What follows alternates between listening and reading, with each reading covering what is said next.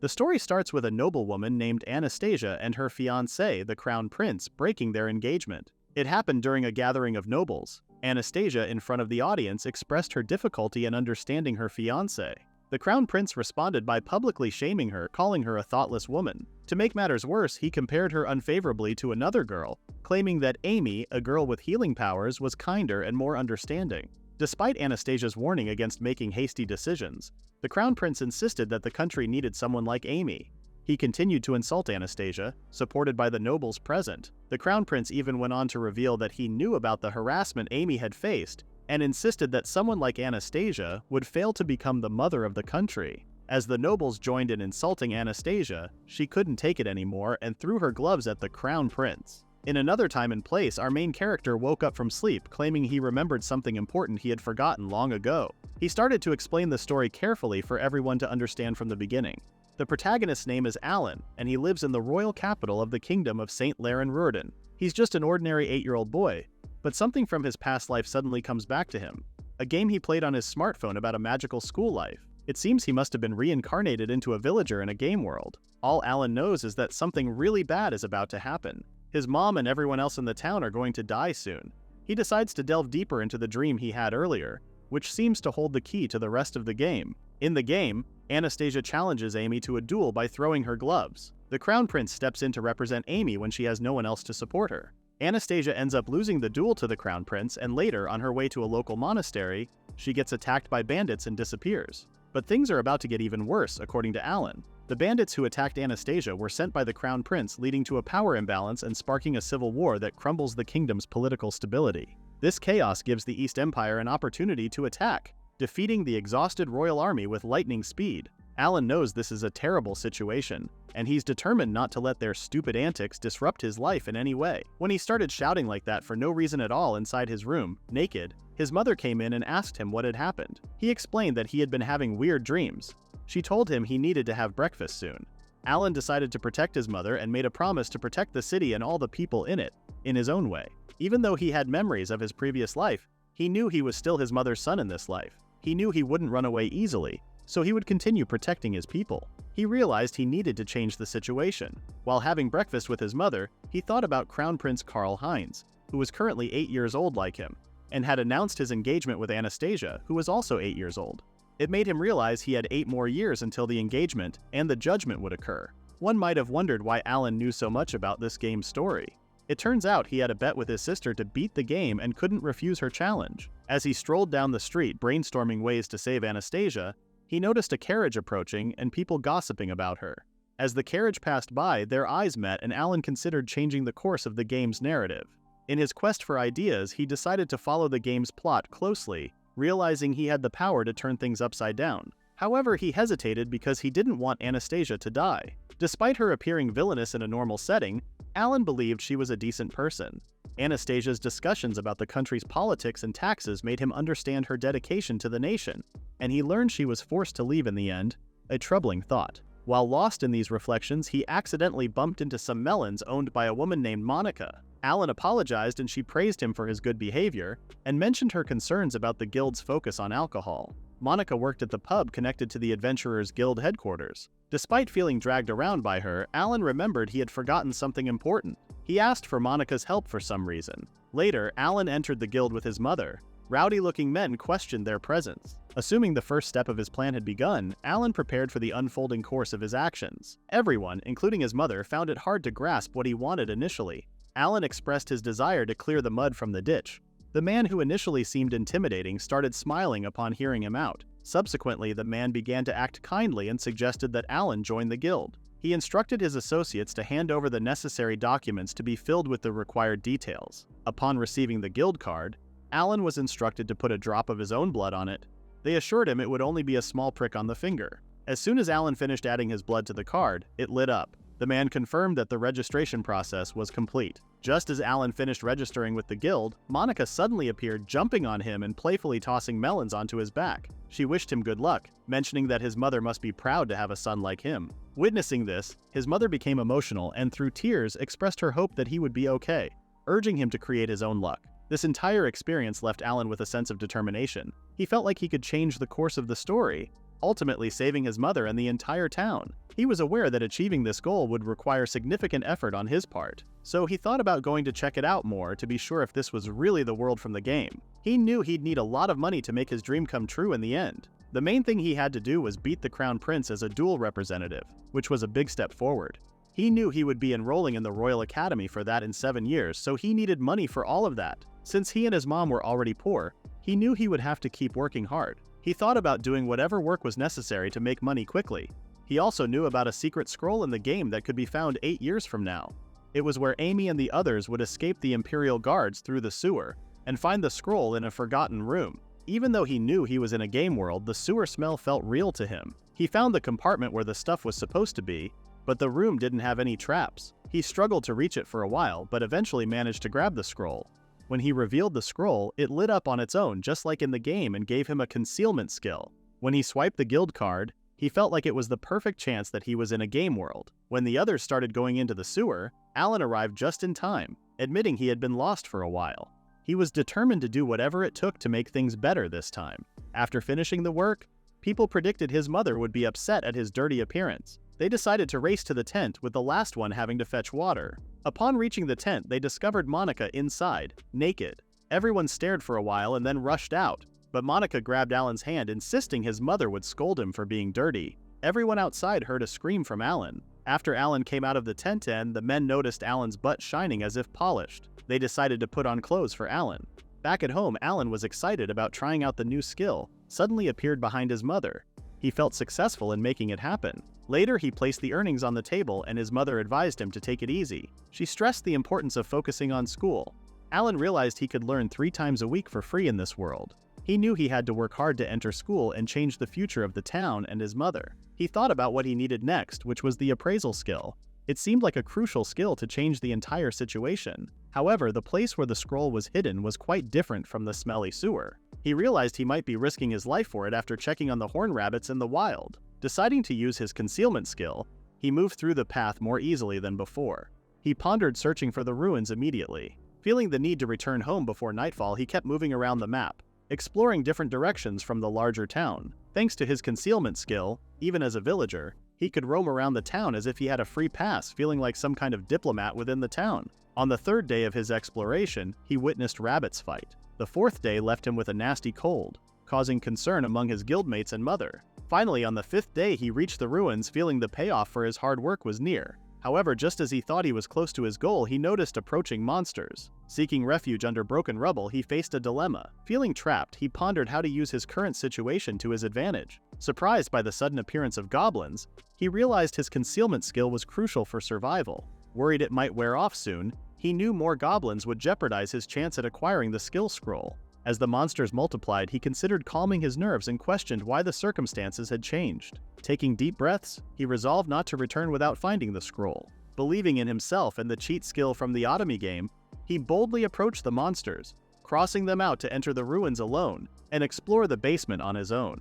As he entered, he noticed the floors illuminated by the glowing moss. Unable to use a torch, he was fortunate to have another light source to guide him through the cavern.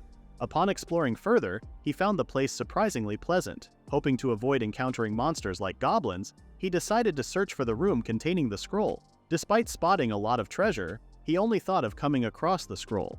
While inspecting the room on his own, he noticed a goblin arriving and stacking coins to create a makeshift treasure. Examining the room closely, it seemed like a treasure room crafted by the goblins, an element not present in the original game. He speculated that someone had modified parts of the game. Soon the goblin sniffed the air, suspecting something amiss, but after an unsuccessful search, it ran away after getting scolded by another goblin. Alan, using the concealment skill, felt relieved when the goblins left. Convinced that his quest for the scroll triggered the script changes, he was most surprised to find the scroll hidden underground at the end of the room. He reflected on how fortunate it was that the goblins didn't notice it. After sneaking through the goblins like a stealthy rat, he miraculously returns home unscathed. Eager to develop his skills, he promptly activates the appraisal skill using his guild card. As he completes the process, a sense of progress washes over him, motivating him to work even harder. Soon, people in his town start recognizing his contributions and expressing gratitude for his societal efforts. Time passes, and upon his return to the guild, he notices everyone getting busy with various tasks. The guildmaster, Rudolph, announces a significant discovery. an ancient ruin northeast housing a goblin nest. There's talk of a potential subjugation mission. Reflecting on his past decision to secure the scroll, Alan feels a sense of accomplishment. However, a nagging thought creeps in. He wonders if they would have handled it differently had they known that Amy was the one who uncovered the scroll. Intrigued and uncertain, he contemplates what future challenges might unfold. When he asked him more about the situation, Rudolph let Alan know that he would have to join the drain cleaning soon enough. When Alan inquired about being on the team to subjugate the goblin, Rudolph explained that he had already stopped being an adventurer.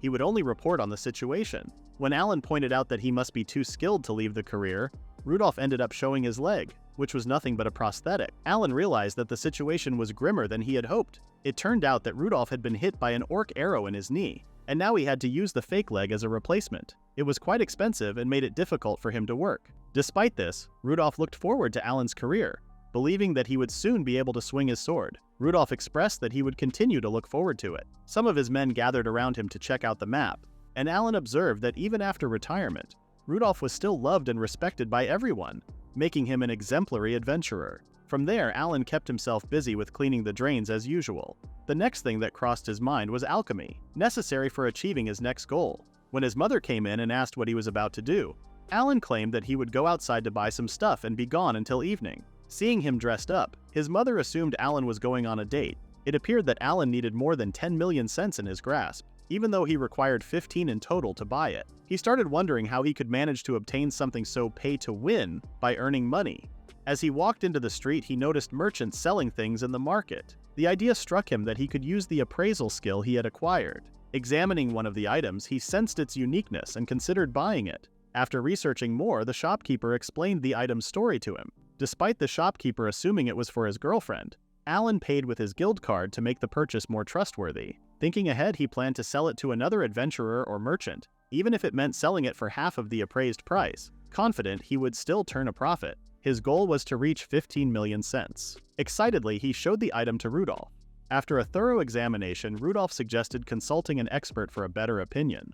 The expert explained that the earring was robust and fire-resistant gloves would enhance its value significantly. Despite Rudolph advising Alan to let the guild handle the sale, Alan, determined to do more, insisted on taking charge. Rudolph agreed but warned him of potential troubles if he sold it independently. Leaving the item in the hands of the expert, Rudolph shifted the focus to sword training. During their sessions, Rudolph consistently advised on sword techniques, emphasizing that the strength didn't lie in the sword itself, but in knowing how to use it effectively. As Rudolph continued reminding him not to neglect training, Alan realized that it was not enough to rely on the cheat skills he got. Rudolph instructed Alan like a Spartan trainer and made him run around 100 laps and swing his sword 100 times. By the end of the day, Alan fell to the ground due to fatigue, and Rudolph assumed that he could defeat a one-horned rabbit already. Days passed by, training, buying items while appraising, and cleaning the ditches. Alan finally gained 15 million cents and he is now 11 years old. After eating breakfast, his mother wondered where he was going. He claimed he was going to the market. His mother started giggling at seeing his son all grown up. She reminded him not to stay out late since the next day would be something important. Alan went out and reflected on the past year of hard work paying off. Finding himself in a scary place, Alan decided to use his concealment skill to stay safe from the eerie eyes around him. After disarming his concealment, he stood in front of a store and used his appraisal skill to learn the password. When he uttered the password, the door opened as if by magic. Inside, a hooded person asked him what he was looking for, and Alan said he was searching for the scroll of alchemy. The man praised his taste and offered it for 14 million, even throwing in some magic stones for free. However, when Alan used his appraisal magic on the scroll and complained that it was only an ordinary scroll, the man realized Alan wasn't someone to scam and complimented his keen eye for details. Upon seeing the real scroll on the table, Alan asked if he could use it and offered to pay with his guild card. After the transaction, Alan left, deciding it might be best to avoid the place in the future. 2 years of hard work paid off, and Alan had a satisfying ending to his quest. Returning home, his mother noticed he was late and advised him to go to sleep early for an important day ahead. The next day was his graduation exam, and he knew he could rely on his memories from his past life to succeed, despite the lack of importance given to elementary and middle school education in the country. The teacher called Alan, informing him that he was now 11 years old and needed to take an exam. She invited him for a walk, and in a hidden room, she initiated the hourglass. Alan recognized that the first part involved memorization. As he neared completion, the only challenging part seemed to be geography. Upon finishing the exam, the teacher was surprised to find that only an under of hour had passed. Despite her insistence on reviewing the answers, Alan felt confident and wanted to leave. When the results were published, the teacher excitedly ran to him, revealing that he had not only passed but achieved a perfect score in every subject. She thought skipping a grade at the age of 11 was impressive and believed it would be a strong recommendation for high school admission. Expressing his desire to attend high school, Alan learned it was 4 years away. Despite the wait, he decided to be patient. The teacher promised to submit a recommendation and wondered how she would contact him post-graduation. Alan suggested informing the Adventurers Guild since his mother is usually away for work. Returning home, he celebrated with his mother. She gifted him a dismantling knife, an item he had always wanted. Overwhelmed by the realization that his mother spent a significant portion of her income on the gift, he cried. His mother comforted him, expressing her only wish for his happiness. He vowed to save money for high school, and although his mother felt sorry for not managing it herself, he assured her he would protect her without faltering. Not long after, he received a notification that the age restriction no longer applied to him, allowing him to take the entrance exam. Simultaneously, Alan became an F-rank adventurer. At this moment, he felt like there would be more than 3 years until he reached an important stage in the game. Contemplating the harsh fate ahead, he considered putting an end to it all. Monica burst in, shouting congratulations for his achievement at such a young age, but Alan dodged her. The pub patrons joined in, praising his improvement each day.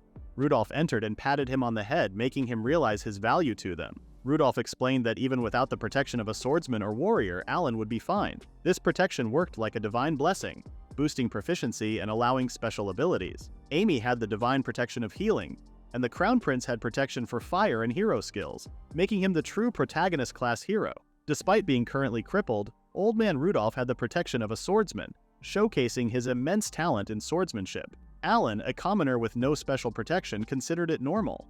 For now, he knew he needed Rudolph's guidance to improve and eventually reach E-rank status. Rudolph said it would take a while because he had been cleaning ditches. Now he had to gather herbs and hunt horn rabbits. He warned Alan to be careful since they hadn't been outside of town before. Alan planned to start the quest the next day. Alan finished the quest in 2 days. Knowing about the game made it easier, but the horn rabbits were still tough to deal with. Using the knife from his mother, Alan leveled up their skills. He set his sights on the Valley of the Flying Dragon, seeking wind magic from the Book of the Wind God. He needed to improve before the high school entry exam, which he saw as the start of their adventure. In another time and place, Amy faced a fierce monster with Carl. The dragon creature accused her of killing her husband despite Amy's protests. The monster attacked relentlessly, and Amy realized things weren't getting better. She unleashed an offensive barrier to finish the monster off, but its child suddenly attacked behind her. Carl saved her, and despite Amy's regret, he consoled her, saying it had to be done. That's how Alan remembered the game event. The magical fantasy and thrill of school life kept replaying in Alan's mind. He reminded himself of the need for the Book of the Wind God. Remembering how they had been called robbers by the wyverns they killed while looting, he felt a sense of emptiness in Amy's tears. Feeling the world becoming dangerous, Alan resolved to be cautious on his way to the Valley of the Flying Dragon for the book. He believed he had prepared well in Friesen Village, the closest to the valley, so he could trek there in a day. Aware of ferocious demons in the mountains, he wanted to avoid unnecessary fights. Using his concealment skill, he aimed to steer clear of danger and make it back safely. Just as he felt the need to have prepared better for climbing the mountain, he noticed the wyvern flying above his head. As he surveyed the landscape, the Valley of the Flying Dragon looked amazing. The main difference between dragons and wyverns was that dragons could breathe fire and roar, while wyverns couldn't. This made wyverns weaker than dragons. Despite these thoughts, he knew it wasn't the time to dwell on them.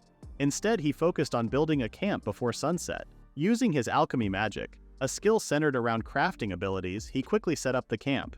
He considered what more he could do with his magic, such as crafting and strengthening weapons, armor, and potions. With magic stones, he discovered he could even maximize the ability to build wagons, huge forts, and even an item against the last boss, which turned out to be a darkness-corrupted Anastasia. This item would temporarily weaken Anastasia. After spending too much money and 3 years of hard work on his skills, he wondered if it would be enough. After a night in his camp, he restored the place to its original form in the morning. He then decided to visit the Temple of the Wind. Despite the constant attacks from the wyvern creatures draining the strength of anyone who approached, Alan confidently navigated the area using his concealment skill. When he arrived at the Temple of the Wind, he noticed a black wyvern lord lying in the middle. As he checked to see if it was asleep, contemplating sneaking in to collect a book, the spirit of the wind god called him out. He felt paralyzed and was told by the wind god that he had to ask a favor. Despite trying to use his concealment skill, it didn't work. The wind god showed him a scroll preventing him from leaving, clarifying that he wasn't there to harm him.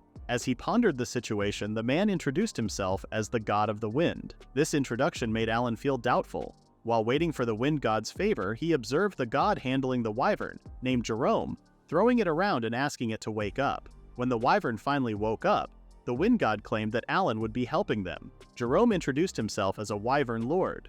When asked to shake hands with Alan, Jerome hesitated and hid behind the wind god, who assured him it would be fine. The wind god then revealed that Jerome had fallen in love with another of his kind named Melissa, possessing traits of a sky dragon. Alan was not privy to the full details, but the wind god insisted that Alan needed to make their love story come true. If successful, divine protection would be granted and the scroll would be handed over as the wind god took responsibility for it. Alan realized it was impossible to take the book from the wind god.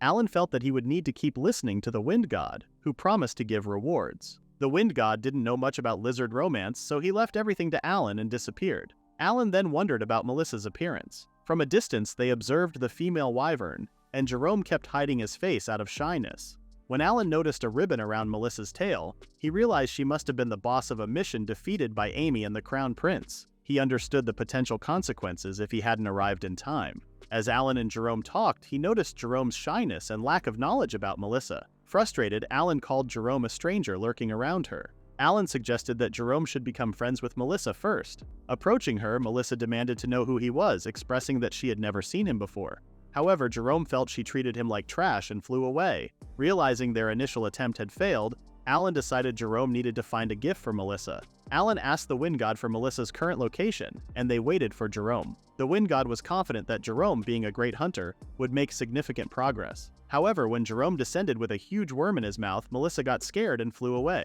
Alan thought of pursuing Melissa with fashion, and Jerome flew away. However, it was also a failure.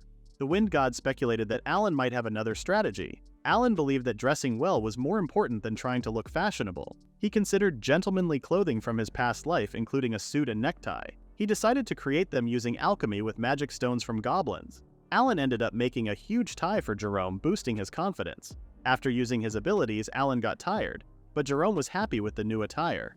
The wind god then opened a window to show Melissa. They suddenly heard a scream and Jerome's eyes widened as he discovered Melissa was in danger, surrounded by many dragons. While in panic, Jerome flew away to save his dear Melissa. When they reached Melissa, Jerome fought the surrounding wyverns to protect her. Jerome, surprisingly emotional, insisted they stay away from Melissa, shocking her. Despite dragons picking fights with Jerome, he pleaded with Melissa to run for her safety. However, as she attempted to escape, one of the dragons tried to catch up to her, but Jerome caught its tail and slammed the wyvern to the ground. Realizing Melissa was in imminent danger, Jerome fought against all odds to protect her. Meanwhile, the wind god and Alan had a conversation with Melissa. Melissa found the wind god creepy, and Alan felt on the verge of losing their composure. As the dragons chased them, Alan noticed the wind god realizing the danger. Swiftly, the wind god whisked them away, allowing them to talk freely. Melissa, unaware of the situation, listened as Alan explained they were friends of Jerome and were there to help. As Jerome bravely fought off the dragons, Melissa fell silent. When Jerome struggled and Melissa rushed to help, he finally woke up. Surprised, Melissa found herself under him, joking about his weight. Yet, as Jerome tried to leave, Melissa held onto his tail, grateful for his rescue and expressing her admiration with a kiss. Alan, satisfied with bringing them together, received a blessing from the wind god. The god announced a future gift for Jerome and Melissa after their marriage, leaving Jerome flustered. Melissa wondered if he was ready for such responsibility. The god disappeared, leaving Alan with a sense of weirdness. Reflecting on the wind god's book, Alan considered Amy's absence. Realizing Amy wouldn't receive divine protection when she visited in 4 years, he pondered the unfolding scenario. As Alan delved into his thoughts, Jerome started thanking Alan. Alan insisted it was unnecessary, stating there was no need for any gratitude. In response, Alan suggested that avoiding this place for the next 4 summers would be enough as a form of thanks due to potential break-ins. Melissa entered the scene, expressing her gratitude for a precious ornament made for Jerome. Alan noticed their growing camaraderie, with the use of nicknames feeling sweet. Melissa assured they'd be available whenever needed as an act of gratitude. Alan agreed and prepared to bid farewell. As Jerome teetered on the brink of tears, Melissa reminded him to be strong and asserted the need to find their own place quickly. Jerome professed his thanks for Alan and flew away. Alan shifted focus, completing the mission of aiding the wind god and gaining divine protection. Realizing an unfinished task in Friesen Village, Alan needed to secure high-speed transportation by building a glider. Though learning wind magic wasn't part of the initial plan, Alan, a former aeronautical engineer, considered it useful for their current situation. Determined to build a motor glider, he prepared for future missions. Upon reaching the vast field in the village, he cleaned the runway for the glider with wind magic. Although the spell chanting felt awkward, Alan recognized his skills surpassed typical low-level adventurers, elevating him to a D-ranked magic power. He then thanked the creepy-looking wind god for the useful magic. Alan then started preparing the glider. He started working through the building map and used all the materials gathered over time, applying alchemy to them. After smelting the materials together, the glider was ready. The runaway seemed perfect, so he decided to begin test running with it. He even infused some magic into the right handle and activated the Wyvern's magic stone. Upon accelerating, he felt an absurd amount of output, compelling him to keep going up. As he soared through the glider, Alan targeted a ruin to reach his desired location. However, he realized he forgot to clean the road where he built the glider. Deciding to think about it later, he focused on reaching his destination. Since he hadn't flown since his university days in his previous life, he couldn't contain his excitement. Meanwhile, Anastasia sat with her friend Margaret and the maids. She noticed a strange bird-like object in the sky, assuming it might be one of the wyverns going in the wrong direction. They decided to report it as soon as possible. On the other hand, Alan realized that he could already see the royal capital from his position. It felt like he had soared through the skies, saving a lot of time compared to taking a carriage. However, as he contemplated landing, he wondered if there was enough space in the crowded royal capital streets. Without a parachute, he couldn't jump off, so he spotted a large lake while rushing through the skies. Despite the risk, he decided to land in the middle of the lake, planning to play it like a human raven. Targeting the lake, he glided to the water's edge to avoid stalling. He believed that deaccelerating would result in a better water landing. Just as he was about to land, Alan initiated magic reverse thrust, successfully entering the water with reduced impact. Although he felt careless, he was relieved to find that most of his belongings were safe. However, he noticed that his improvised technological alchemy started burning, revealing the hidden secret behind alchemy. Despite the successful flight, Alan regretted losing two precious wyvern magic stones, the wyvern's femur, and even the wings in one disastrous flight. When he finally met Rudolph, he greeted Alan and noticed that he had been dripping water all over the place, which made him rather curious about his situation. Just as he began to talk about Alan leaving his mother, Monica came in to scold the old man, saying that Rudolph must have been the one to pour a bucket full of water on Alan's head. However, Alan cleared the situation and she began to worry about him catching a cold. She started taking him with her to have a bath together, assuming that it had been a long time since they had bathed together. Instead of thinking much about the situation, Alan began taking the magical shower, which was considered rather expensive in this world. He took the change of clothes that he had kept in the guild for himself. Even though he had finally finished the first expedition of his life, he felt like he needed to reflect on a lot of things in his life right now. The more he remembered about his previous life, the more he felt like he had failed to be an engineer in his life. The more he thought about the glider accident, the more he felt like he had had a childhood like this in his previous life as well. He felt like even after growing up in his body, he kept on acting like a child who kept on making mistakes over and over again in his life. The more he procrastinated while sitting in front of the lake, Alan began to wonder what kind of modifications he could do on the glider the next time, so he would be able to minimize the danger on his own. After processing the thoughts for a while, he felt like he wanted to build an airplane which was called a VTOL airplane. This brought him in front of the cheat item with the name Scroll of Multiple Chanting, so he would be able to make mistakes and continue to experiment on them at once. But all he remembered was that the scroll was in a difficult place. Even so, he hoped that he would manage to make it happen in any way. So he thought of progressing on his own by smelting items at once, even though he was not confident about his placement. He felt like the new modification would help him out in various ways, and it seemed to be a plane customized especially for the mission that he had in front of him to reach the destination. Alan once rode the glider again to soar through the skies. As he glided, he pondered two crucial things: the accuracy of the blueprints and the magical power needed to complete the extensive workload. Simultaneously, he considered the importance of cutting costs, emphasizing thrift. Eventually, he reached his destination while riding his newly made airplane, the Tower of the Sage. While circling the tower with his airplane, he reminded himself of the need to reach the top floor. He repeated the process of ascending and turning, recognizing that the stratus clouds extended up to approximately 2,000 meters above the ground. Reaching this altitude, he faced no interference from inside the tower. Realizing he was reaching a high altitude, he focused on his goal. He activated the wind magic engine, took it apart, and left his seat on the plane while flying through the air. He then channeled his mana and gathered it in his hands. He targeted the tower floor, opened the parachute, and safely landed on the target. Without any issues, he made it to the tower's highest floor. Despite his fear of heights, he entered his parachute into a storage state, grabbed onto the wiring, and successfully climbed the tower. Feeling accomplished, he stood in front of the treasure he had been seeking, considering the glider missile operation a huge success. After a brief rest, he approached the coveted item, a scroll, with a sense of immediate acquisition. He didn't want to waste time as the skill was already secured. Alan felt he was close to his final destination, only needing to decide on another skill. However, the realization that he had to leave this high position made him anxious. Gathering the best possible skill for now, he prepared to move forward. Once there was a wise sage who used to help people all over the world. He didn't need to chant any magic spells to use his powers. However, one day, while on his way to the village of elves to share potion ingredients, the sage tragically perished. His soul became trapped within a magical scroll. This scroll was the final item needed by Alan, but to find it, he had to navigate a tricky path hidden in the Forest of Illusion, where the elves dwelled secretly. Even though Alan knew they would eventually have to go there, they also knew they had no immediate business in the elven village. The events involving the village were set to happen much later,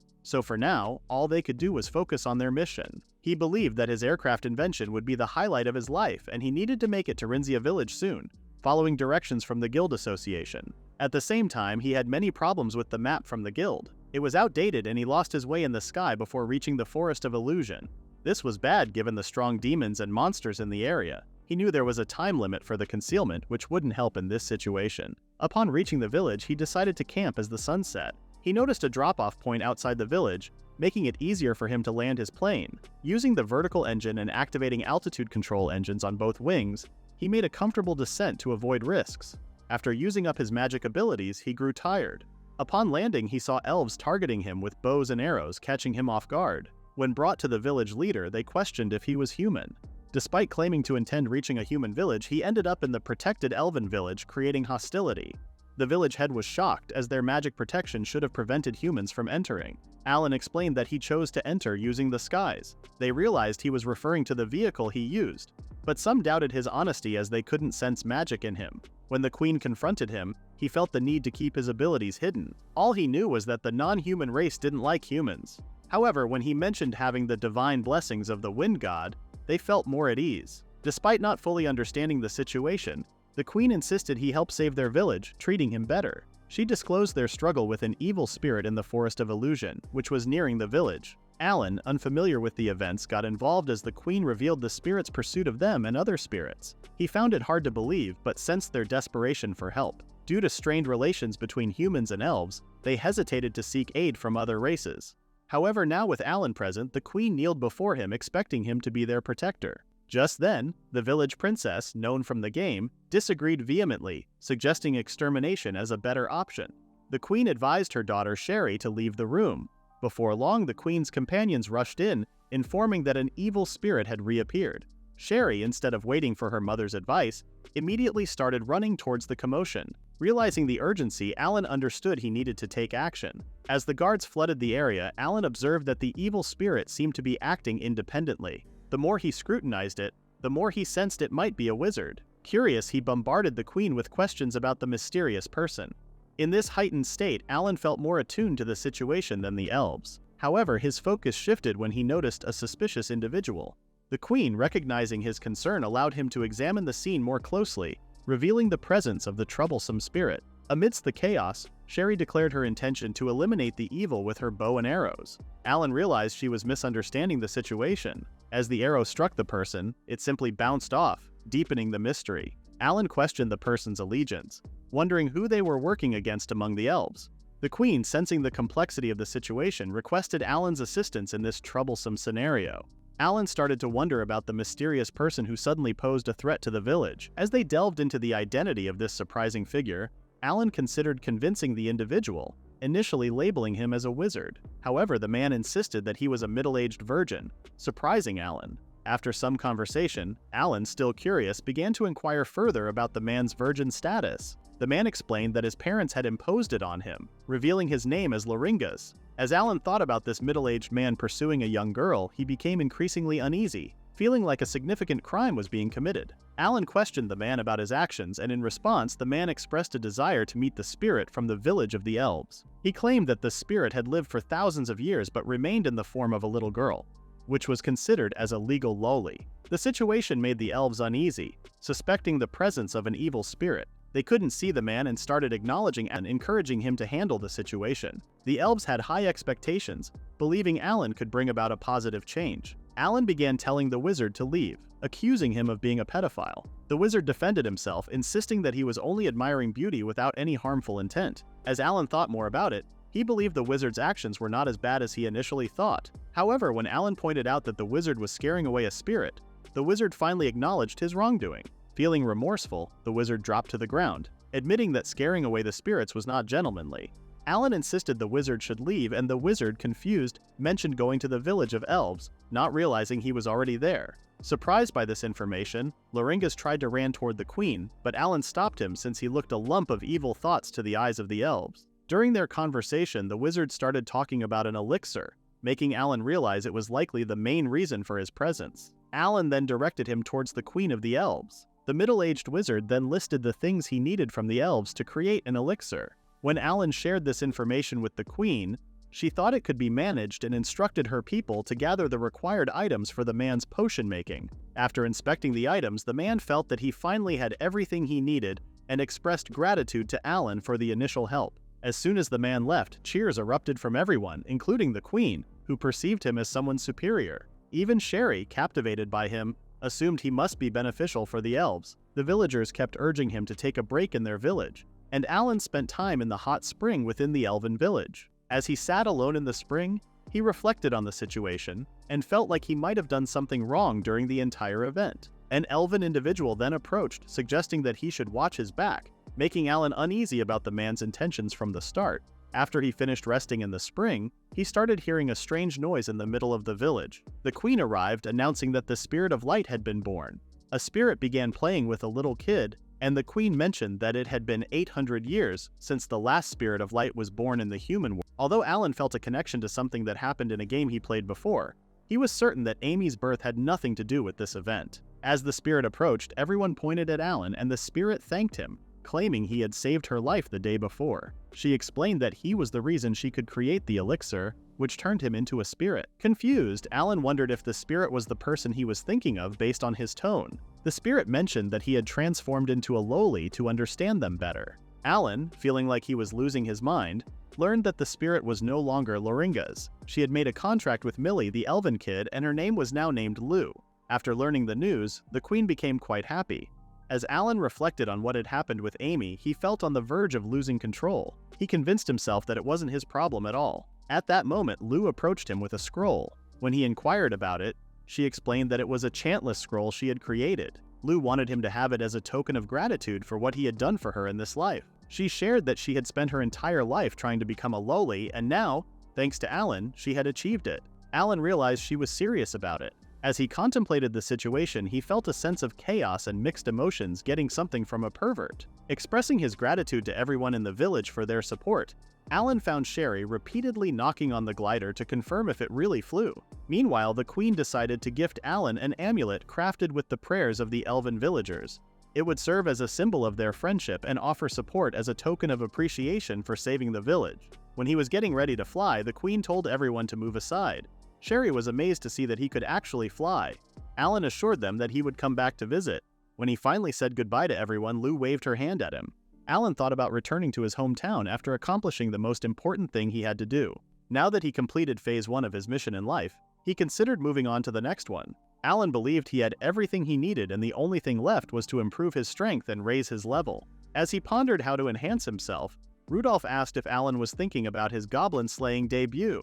Alan was indeed contemplating a new beginning. Before he could give a definite answer, Monica unexpectedly appeared and quickly pulled him close, acting like a girlfriend. She told him not to worry his mother and never push himself too hard. She playfully slapped his back to divert his thoughts. That night, Alan then discussed the extermination mission with his mother, explaining that he would be away from home for a while due to dangerous requests. As he was cradled by his mother, thoughts of a future free from every problem filled his mind. He believed that when the time came, he would be able to protect his mother. Later, when Alan approached the familiar old shady shop to sell the honey he had received from the elven village, he felt it might be too expensive for someone like him to possess. Despite Alan's attempts to explain that he had secured it through a connection, the man insisted on bidding $2 million for the honey. Alan decided to accept the offer, but the man continued to ask for more. Alan believed he could manage, though it would take some time.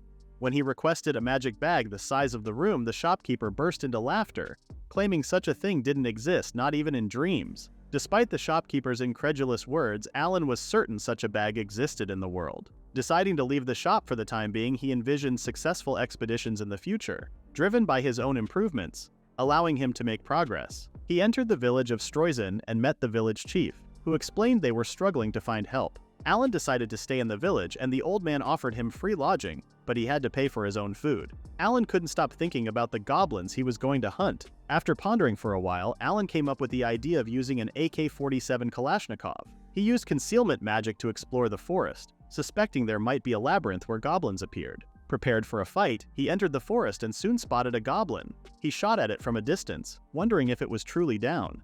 Approaching the fallen monster, he realized he had successfully finished it off with 3 chest shots, obtaining a magic stone. As Alan continued using the gun, the fight started to feel easier. It seemed like an illusion to him. By the end of the day, he had defeated 12 goblins, making him feel more capable and in control of the situation. After Alan made the payment, he thought about doing it again. One day, he considered leaving for the labyrinth. Even though he spent the week in the forest, he didn't encounter any goblins. This led him to decide to venture into the labyrinth. He knew that confronting and defeating goblins attacking villagers was a key event in the game, boosting one's level. However, the challenge was that labyrinths were guarded by formidable bosses. The true purpose of destroying the labyrinth remained a mystery to everyone. Alan began to question if it was really necessary to completely annihilate the labyrinth. To navigate the labyrinth, Alan used a magic lantern he purchased at the guild for 300,000 cents. This item could be illuminated by Mona without producing any heat or smoke. As Alan explored the labyrinth, he encountered 2 goblins. Feeling unable to hide effectively due to the lantern's light, he attracted more goblins. While using the lantern, Alan likened himself to a football fish, and the situation made him nauseous as memories of the labyrinth rushed back. Despite the challenges, he speedily navigated through the labyrinth and finally reached its lowest floor, the 5th floor. Here, the hall with the core was guarded by powerful bosses. Soon enough, he encountered the Goblin King. Considering the best approach, he decided to target the monster's minions first. Recognizing that dealing with the largest threat was crucial, he utilized his wind magic to make the minions disappear. Targeting the Goblin King, he started shooting at the massive monsters. The king experienced intense pain as he attacked, and the monster in response charged at him with a massive hammer. Despite Alan recalling his experiences from the video game, he realized he was still resilient. However, as his countermeasure weapons were depleted, he threw the last bomb at the monster. The explosion caused the monster to scream in agony, as if facing the touch of death. Seizing the opportunity when the monster uncovered its helmet to scratch its head, Alan used his powerful Kalashnikov to obliterate the monster's head. This confirmed to him once again that the strategies from the game were effective. Even after Alan blew the monster's head off, he saw the enormous body still shaking. Concerned, he readied the wind cutter in case the creature wasn't dead. As soon as the body stopped moving, he realized collecting the magic stones would be a big problem. Finally reaching the labyrinth's core, he knew destroying it would make everything disappear. However, touching the core will instantly return him to the entrance. Back at the guild, he shared his labyrinth experience, earning admiration from everyone. Despite the praise, cheating made him feel embarrassed. Monica, known for her ample bosom, came to welcome him, but Alan had already left. The guild took the goblin's magic stone to get a better price. Expecting recognition for defeating the dungeon, Alan anticipated gaining status and more money. He decided to buy a new home the next day, bringing him one step closer to the future he envisioned with his mother. Once Alan returned home, his mother reached out to him, despite the dirt on his body. She asked if he got hurt during his journey, and Alan explained that he had just been navigating the goblin maze. When he inquired about how she had been, she insisted she was fine as always. As they chatted about the next-door neighbor, Alan listened with curiosity after such a long time. Soon, his mother brought up the topic of him spending more time inside the house. She believed that the money he earned should be his to spend, and she regretted not having more space for him to keep his belongings. Alan mentioned that he had been contemplating moving out for various reasons. He wanted to provide his mother with a better life and suggested that having her live with him could be a great option. He expressed his desire for her to continue handling the housework as she always did. His mother, however, thought it was foolish of him to consider such a thing. She clarified that all she wanted was for him to lead a happy life, and she didn't want to burden him with household responsibilities. Realizing that Alan had the next day off, they decided to look for a house. They soon reached out to Rudolph to discuss the idea of a new house. Alan's mother asked about Alan causing problems for them, but Rudolph said Alan was doing well. They formally introduced themselves to the old man, who praised Alan as the most promising with a perfect track record. The old man mentioned that Alan was a low-ranked adventurer, and when parties were brought up, Alan felt the need to organize one but worried about minimal commissions. Discussing living arrangements in the guild, the old man advised against it. Alan then inquired if the old man could recommend a good real estate agent for them. Not long after, Monica came in and asked Alan if he was thinking about moving out. They chatted for a while about it, and when Alan mentioned considering a new place, Monica suggested he could come to her house anytime. This made Alan even more nervous. He couldn't quite grasp her intentions at first. Monica went on to explain that her father manages an apartment building and offered to show Alan and his family around. She thought it would be a great idea for them to check it out. The old man chimed in, agreeing with Monica and stating that they would all be safe there. When the topic of money came up, Alan felt reassured. The housing prices had been increasing, so he thought they would be fine with Monica's offer.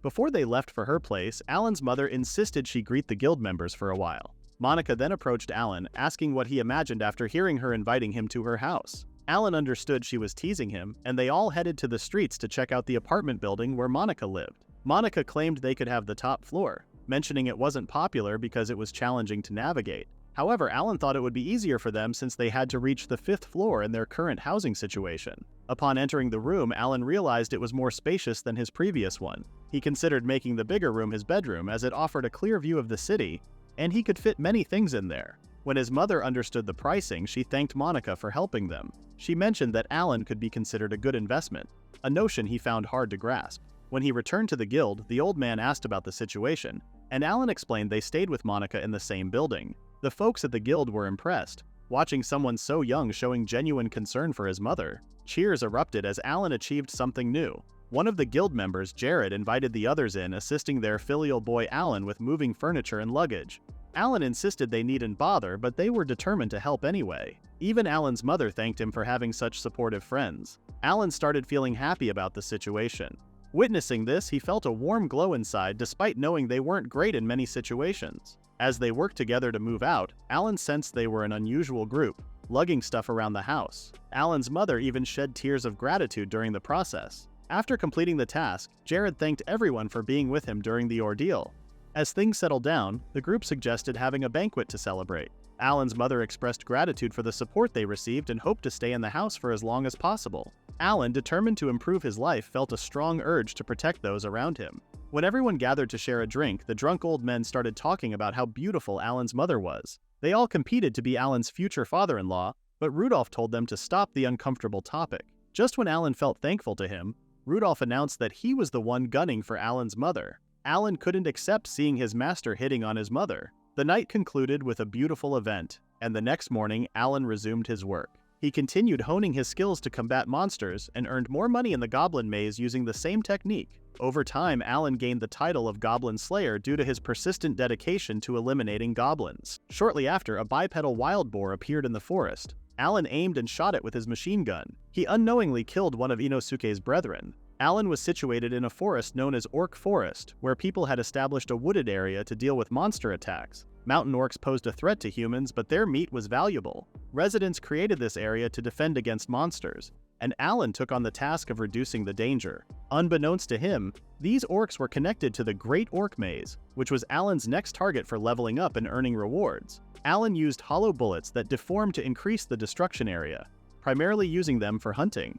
Given the toughness of orcs, he used hummingbirds and Kalashnikovs for stronger opponents. He decided to venture into the maze the following day. In the evening, Alan savored the meat from the orc he had killed, experiencing a sense of ecstasy. Strangely, he even appeared in front of us naked. The following day, he visited the Grand Orc Maze. Similar to a regular maze, one had to defeat weaker orcs before reaching the boss. Instead of collecting meat, he gathered magic stones from them since there was no space for meat in his bag. Consequently, the final boss, along with the average bosses from earlier, awaited him at the end. He decided to employ the same tactics as before. Initially targeting orc sorcerers and priests, he created a smoke screen followed by activating concealment. Unexpectedly, the main boss counterattacked with magic.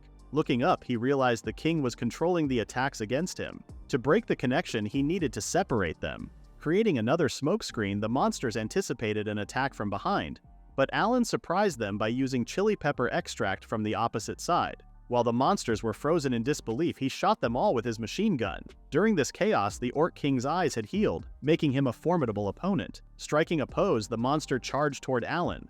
Although he periodically shot at him, the bullets bounced off. Alan successfully dodged the Orc King's attack, causing the monster to hit the wall. Although frightened, Alan managed to escape unscathed. He quickly activated his concealment ability and switched his weapon to a Kalashnikov. Aiming the Orc King's vulnerable spots between the eyes and the heart, Alan shot at the monster. Infuriated, the Orc King aggressively approached Alan. Without hesitation, Alan fired another shot, making the monster crash into the wall once more. Alan, anticipating the next move, rolled on the ground, preparing for his next attack. To his surprise, he realized the Orc King had succumbed to a fatal shot in the heart. Despite limited space in his bag, Alan decided to collect some of the monster's meat. At the heart of the maze, Alan discovered a treasure, a fertility bracelet that increases a woman's pregnancy rate. This puzzled him, leading him to question the inclusion of such items in the game. Regardless, he emerged victorious, conquering the labyrinth of the orcs. In the elf village, we see a peaceful atmosphere. The place where the kids play has now turned into an airport. Alan often visited the village to buy honey, and the villagers were always friendly, helping him take care of the airport. It was a favorite place for kids to play games, including archery. Sherry, as usual, kept kicking Alan's aircraft, but thankfully it never broke.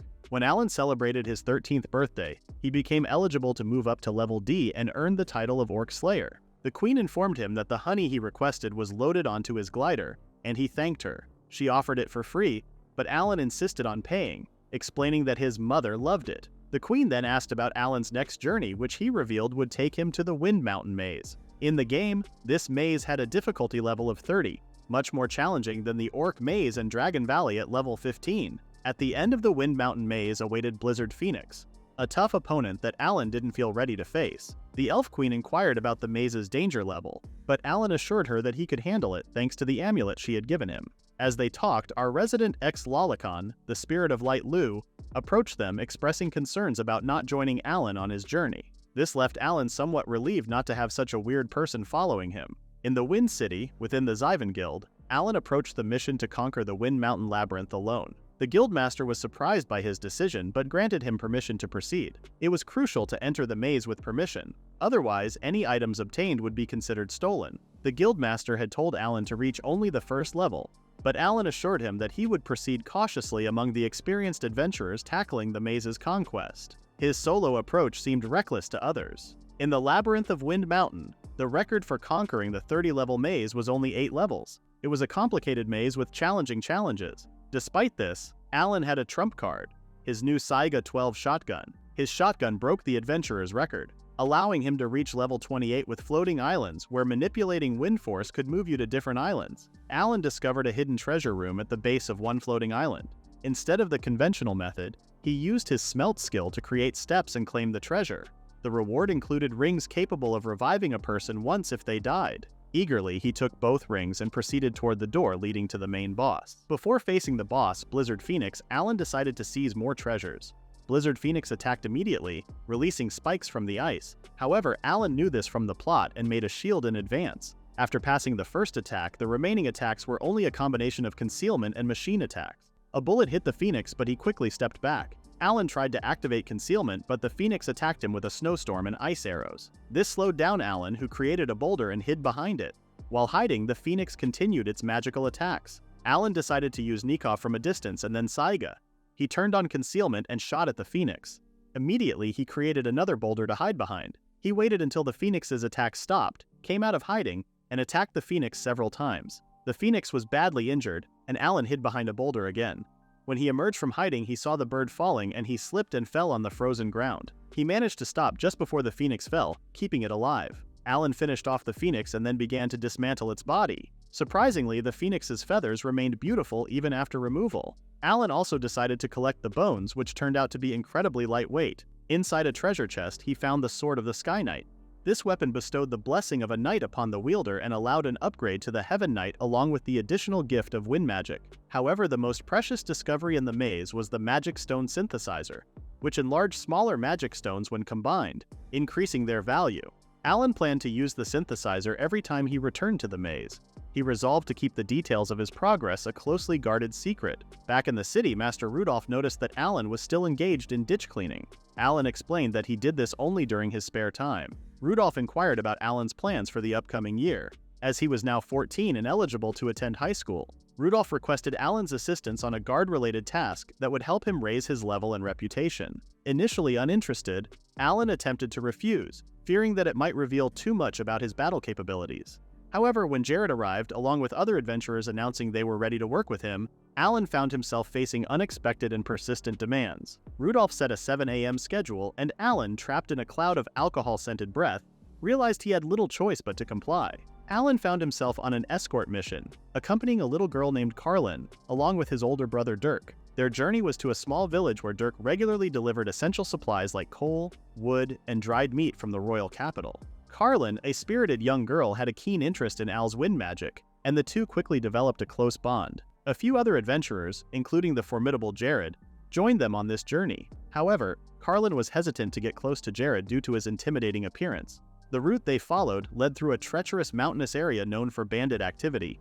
It was the responsibility of Al's team to protect the caravan from these threats. Despite the tension of the mission, Carlin and Alan got along splendidly, and she had grown quite attached to him. Alan had left his powerful Kalashnikov and assault rifles behind, but carried a small Makarov pistol discreetly concealed under his clothes. While he might have seemed formidable to others, Alan struggled with the moral dilemma of whether he could use it against a living, pleading person, unlike the monsters he was used to dealing with.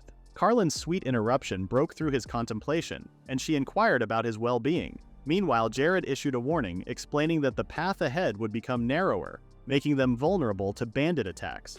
The carriage pulled by horses pushed forward, but suddenly a barrage of stones began to rain down from a nearby cliff. These stones obstructed their path, bringing Dirk's carriage to a halt. Bandits swiftly encircled the carriages, closing in from both the front and the rear, brandishing daggers and demanding the goods they carried. The adventurers instructed Dirk to stay inside the carriage while they unsheathed their swords and readied their bows. Amidst this tense standoff, a skirmish erupted with one adventurer successfully striking a blow against one of the bandits. Jared, the leader of the expedition, ordered Alan to employ his magical abilities against the bandits. Although Alan was proficient in dealing with monsters, he found himself grappling with which technique to use on humans. When one of the bandits nearly lunged at a fellow adventurer, Alan swiftly employed his wind magic, injuring the assailant. The other bandits, now aware of his extraordinary abilities, panicked and fled. Jared then instructed Alan to eliminate the remaining bandits, but Alan's compassion and moral quandaries deterred him, causing the bandits to escape. While the other adventurers celebrated their victory, Jared stayed furious, directing his anger at Alan, the 14-year-old boy who had spared the lives of the bandits. Alan, confused, explained that he couldn't bring himself to kill people. Jared insisted on the importance of eliminating such threats, likening them to monsters that could harm others in the future. With a stern message, Jared retreated into the carriage, leaving Alan puzzled. His senpai asked Alan for help in clearing rocks from the road. They quickly finished the task, ensuring a safe journey to the village. Upon arrival, they were greeted by joyful villagers and children engaged in village business. Excitedly, the villagers rushed to help unload the cargo. The girls in particular eagerly examined the clothes before bringing them inside. Carlin initially wanted to appear cool and different, but ended up choosing a dress she liked. Dirk distributed the requested goods to everyone. Alan observed in silence as Jared questioned why the mission would have failed if he had been the leader. Alan straightforwardly replied that it was because he didn't kill the bandits. Jared acknowledged his mistake, stating that there wasn't much difference between monsters and these bandits. He vowed not to delay next time. Alan understood his words. At that moment, their conversation was interrupted by Carlin and a group of small children. They were curious to see his wind magic. Jared decided to leave, allowing Carlin to entertain the children. As the sun dipped below the horizon, Alan continued demonstrating his wind magic. The kids eventually went back to their homes, and the evening brought a lively village celebration, a customary event for welcoming male visitors. Despite the villagers being gracious hosts, this village had a unique practice. Men from afar would come to fertilize the women to prevent their blood from thickening. During the celebration, Alan was surprised when one of the older women invited him to bed. Flustered, Alan questioned the peculiar customs, feeling like he had stumbled into an otome game. The group had planned to stay in the village for 3 days. The tranquility of the evening was disrupted by bed activity noises echoing from the neighboring rooms. Alan later noticed tired men emerging from their overnight accommodations, a common occurrence as they didn't have wives of their own. Alan had intended to spend the next day playing with the children, but the village had delivered devastating news. Carlin had been kidnapped. The announcement filled Alan with horror and dread as he worried about the safety of his young friend. Carlin and other children had been abducted while playing outside the protective walls of the village. Upon hearing the distressing news, Alan quickly changed into his adventure gear, feeling guilty and thinking that his failure to deal with the bandits had caused the current dire situation. Fueled by remorse, he was determined to rescue Carlin and the other kidnapped children, blaming himself for the whole predicament. Alan approached Jared, admitting that the abduction was his fault for not taking decisive action against the bandits earlier. Jared agreed with Alan's assessment but advised him to stay calm. He explained that he would handle the rescue mission alone because adventurers usually only intervene in cases requested by the Scent, and the bandit leader had sent a letter to the village with demands for the hostages' safety. The letter stated that the village needed to provide women, food, and money, and any resistance would lead to the death of the captive children. Jared's words served as a harsh reminder of the serious consequences of their previous encounter with the bandits. As Alan fell into a heavy silence, the other adventurers pondered the challenging situation. Jared then asked Alan directly if he was now prepared to kill the bandits in order to save the kidnapped children. Recalling Carlin's innocent and endearing smile, Alan responded with newfound determination, confirming his readiness to take lives to rescue the innocent. The adventurers decided to accept the village's request despite the moral dilemmas it posed. In this moment of crisis, Dirk, Carlin's older brother, grasped Alan's hand and implored him to save his sister. Alan gave Dirk his word, promising to do whatever it took to rescue Carlin. Accompanied by Jared, he embarked on a mission to track down and confront the bandits who had kidnapped Carlin and other children from the village. Jared explained that there were only a few places where the bandits could be hiding, and they were a couple of hours away from their current location. They reached a vantage point in the forest from which they could observe the bandits' hideout. The hideout was situated in a cave with a spacious interior, suggesting the presence of around 30 bandits. Alan was determined to approach the hideout stealthily, a decision that Jared initially found to be a reckless idea. However, Alan was confident in his stealth abilities and believed that there might be fewer bandits inside the cave than anticipated. Jared had questioned his actions, wondering what he would do if they discovered about 10 bandits inside. Undeterred, Alan assured Jared that he had a plan. After testing his magic, Alan asked Jared to trust him, emphasizing the importance of the children's lives being at stake. Although hesitant, Jared trusted him but warned that if Alan failed, the children would die. Alan thanked Jared for his trust and went to their hideout with his senpai hidden and awaiting his signal. Carefully navigating the area, Alan utilized his concealment magic to make himself virtually invisible. This ensured that he would not be detected as he approached the bandits' hideout, a cave in the mountains. At the cave entrance, a guard stood who had been present during the attack on the carriage. Despite his anger, Alan refrained from killing the guard and silently entered the cave. Using his appraisal magic, Alan assessed the cave's interior, realizing it was more spacious than he had initially thought. Now, his primary objective was to locate the abducted children inside the cave. As he examined the area, he counted about 13 bandits and identified 3 different paths within the cave. Along one of these paths, 2 children were confined in a cage, but Carlin was not among them. Determined to find her, Alan pressed onward, following the sounds emanating from a nearby door. Upon opening the door, he was met with a distressing sight, a man attempting to harm Carlin. Filled with rage, Alan swiftly used his fist to subdue the assailant until he no longer posed a threat. Carlin, frightened yet relieved, found herself safe once more in this perilous situation. Alan extended his hand to assure her safety. Carlin, with a mix of embarrassment and delight, almost shouted his name, but Alan quickly silenced her, urging her not to make noise. Calming down, Carl took her hand and led her to a secure place while he rescued other children. He sealed the room with a stone to prevent anyone from finding it, activating a concealment. Proceeding to the prison room with the children, Alan encountered a guard sitting with a gun. After a moment's hesitation, he shot the guard in the head, and the man immediately perished. Though the children were frightened and tearful, Alan urged them to be quiet. Taking them to Carlin, he reassured everyone, creating a thinner stone to seal the room from the inside. Asking the children to cover their ears, Alan drew a spell seal visible to the bandits. The children followed his instructions, and the bandits, unable to comprehend the situation, were blown away as Alan exerted his power. Because of the explosion, Jared was very surprised and realized that it was the signal he had mentioned. Alan told the children to stay inside, and he went out to check the situation. He saw a group of people terribly injured but still breathing. He considered whether to eliminate them but chose to prioritize evacuating the children. At that moment, one of the surviving bandits attempted to attack him with a dagger in his mouth, but Jared quickly took him down. Alan was surprised to see Jared and felt relieved. He instructed everyone to return to the village. As they emerged from the cave, Alan praised Carlin for her excellent job in holding on. The children, overwhelmed with emotion, cried and rushed to hug both Alan and Jared. The heads of the bandits who had attacked the children were hung on the village's fence as a form of public humiliation. After this grim task, his senpai instructed Alan to prepare for their journey back to the capital. Meanwhile, the other adventurers returned to deal with any surviving bandits. In a world where failing to defend oneself could lead to death, The necessity of eliminating the bandits, as cruel as it seemed, was emphasized. This harsh reality was apparent to Alan, and it was a lesson he needed to learn. The adventurers loaded their belongings onto the carriage in preparation for their return to the capital. As they made these preparations, 3 children approached Alan to express their gratitude for his heroic actions in rescuing them. They also asked if he would show them his wind magic again someday. Alan happily promised them with a smile, and as the group prepared to depart, the children bid farewell. After the guild finished analyzing the tasks, Alan became the youngest adventurer to receive the C rank. He finally turned 15. Katerina was surprised that he did a good job tying a tie. She was upset that she couldn't tie it for him. She then hugged him, expressing her pride and wishing him the best of luck. Today was important, the day we had all been waiting for so long. Alan finally began his school life at the Royal Academy.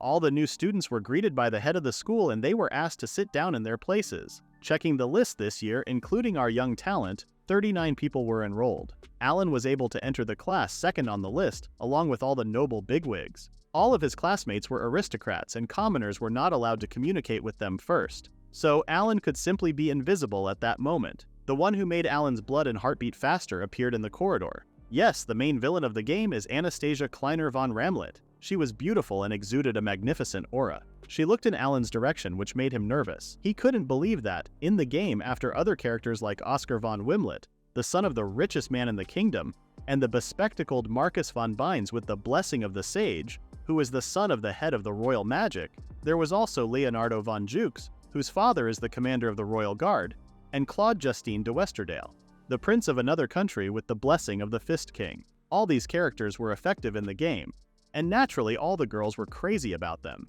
They looked at Alan and claimed that he was quite ordinary, which made him a little angry. Then the main target character, His Highness Crown Prince Karl Heinz Bartile von Centralen, appeared. All the other girls were crazy about him and admired him. He truly had the aura of a crown prince. And now, surprisingly, the main character of the whole story, Amy von Breus, appeared. Amy warmly greeted Alan and mentioned that she had known his name. Her unexpected attention left Alan wondering how she knew him. Amy shared that she had been born into a commoner family and had attended the same school as Alan. She expressed amazement at his rapid progression through classes with perfect grades, prompting her to strike up a conversation with him. This was a surprising and unexpected development in the story. Alan had completely forgotten about her, but according to the game's plot, she should have first talked to the prince, not to him. When Amy asked if there was something wrong with him, he said nothing. As expected from the Otomy game, it turned out to be very cute. A week after the school's opening ceremony, Alan prepared to move into the school dormitory, indicating that he wouldn't be able to visit for some time. Katerina expressed how much she would miss him and asked if he had made any friends. Although Alan replied in the affirmative, in reality, he had been largely ignored at school. His classmates paid him little attention, and Amy, after becoming the Crown Prince's girlfriend, started to ignore him. During a magic lesson, the teacher explained how to use magic and control its power. When he asked who could successfully perform magic attacks, only a few people, including Alan, raised their hands. The professor then called on the Crown Prince to demonstrate his abilities to the others. Considering himself cool, the Crown Prince agreed and activated his flame blessing. He aimed at the target and successfully hit it, earning applause from everyone. Next up was Anastasia, who expressed her willingness to try. However, the Crown Prince ignored her, showing signs of dislike. Unbothered, she activated her power, firing it at the target in the form of an arrow, and destroying it completely. This surprised everyone, including Alan, who hadn't expected this from the final boss of the autumn game. Instead of receiving admiration, the Crown Prince got angry, accusing Anastasia of mocking him. She tried to explain, but his anger escalated. Determined to show his real strength, he asked her to move away. As she did, he activated his power, but suddenly his magic exploded in his hand. Quick on her feet, Anastasia reacted by building a wall of ice, preventing further damage and protecting the rest of the students. She really wanted to talk to the Crown Prince, but when she approached, she saw Amy already by his side, holding his hand and using her magic. This made her angry. Alan worried that Amy's healing wouldn't work, but it did, and the Crown Prince woke up. Anastasia offered her handkerchief, but he ignored her, only thanking Amy. Amy, feeling embarrassed, mentioned she couldn't do more for him, which made Anastasia a bit upset. She left them alone. In the game, this part ends quickly, but in real life, healing takes time. Amy grinned, saying she didn't like Anastasia. She seemed like a bad person. After this, Amy and Crown Prince Karl became close, and the other girls became jealous. Anastasia's friends insulted Amy openly, showing no support. In the game, they disappear after the Civil War. At that moment, Anastasia appeared and told them they should feel ashamed for saying and doing vulgar things. She asked them to stop, and the girls apologized and obeyed her. At the same time, Amy, who was hoping for attention, made a cute face and complained to the guys that everyone was avoiding her. The guys supported her, and Amy used bullying to get closer to them. Alan thought that Amy's character was different from the one in the game, which didn't depict such events. He didn't know if everything followed the game's scenario, considering Amy was initially a commoner who later became an aristocrat. She had to attend an aristocratic school and faced bullying, relying on her sweetness and charm as her only way to succeed after graduation. Amy's shower scene puzzled Alan, wondering why the author portrayed these details. In the class, the girls supported either Anastasia or the Crown Prince, with no one supporting Amy. Although the girls tried to mock her, Amy defended herself. The Crown Prince's supporters understood he was using Amy to distance Anastasia, but they felt no sympathy for Amy because the prince ignored her. People outside the school aware of this might be plotting against the Crown Prince. People supported the egoistic Crown Prince who cared only about his opinions and ignored everything else, which saddened many. As for Alan's academic life, he lived in peace like a shadow, unnoticed by others. The summer holidays had arrived and students had to prepare a research paper for the break. This paper would significantly impact the class they would be placed in the next semester. The aristocrat who ranked last found it crucial. To Alan's surprise, Anastasia personally approached him. She sat on her knees and asked for his help, expressing that formalities were unnecessary. Alan, being a scholarship student and at the top of the class, surprised her. Anastasia inquired if he had experience with mazes, to which Alan confirmed. She mentioned having a message and bid him goodbye, apologizing for the disturbance. Initially perplexed by the term messenger, Alan thought Anastasia might be following him. However, a few days later, everything became clear. He was asked to be the guide for characters from an Otome game, leaving him no choice but to agree.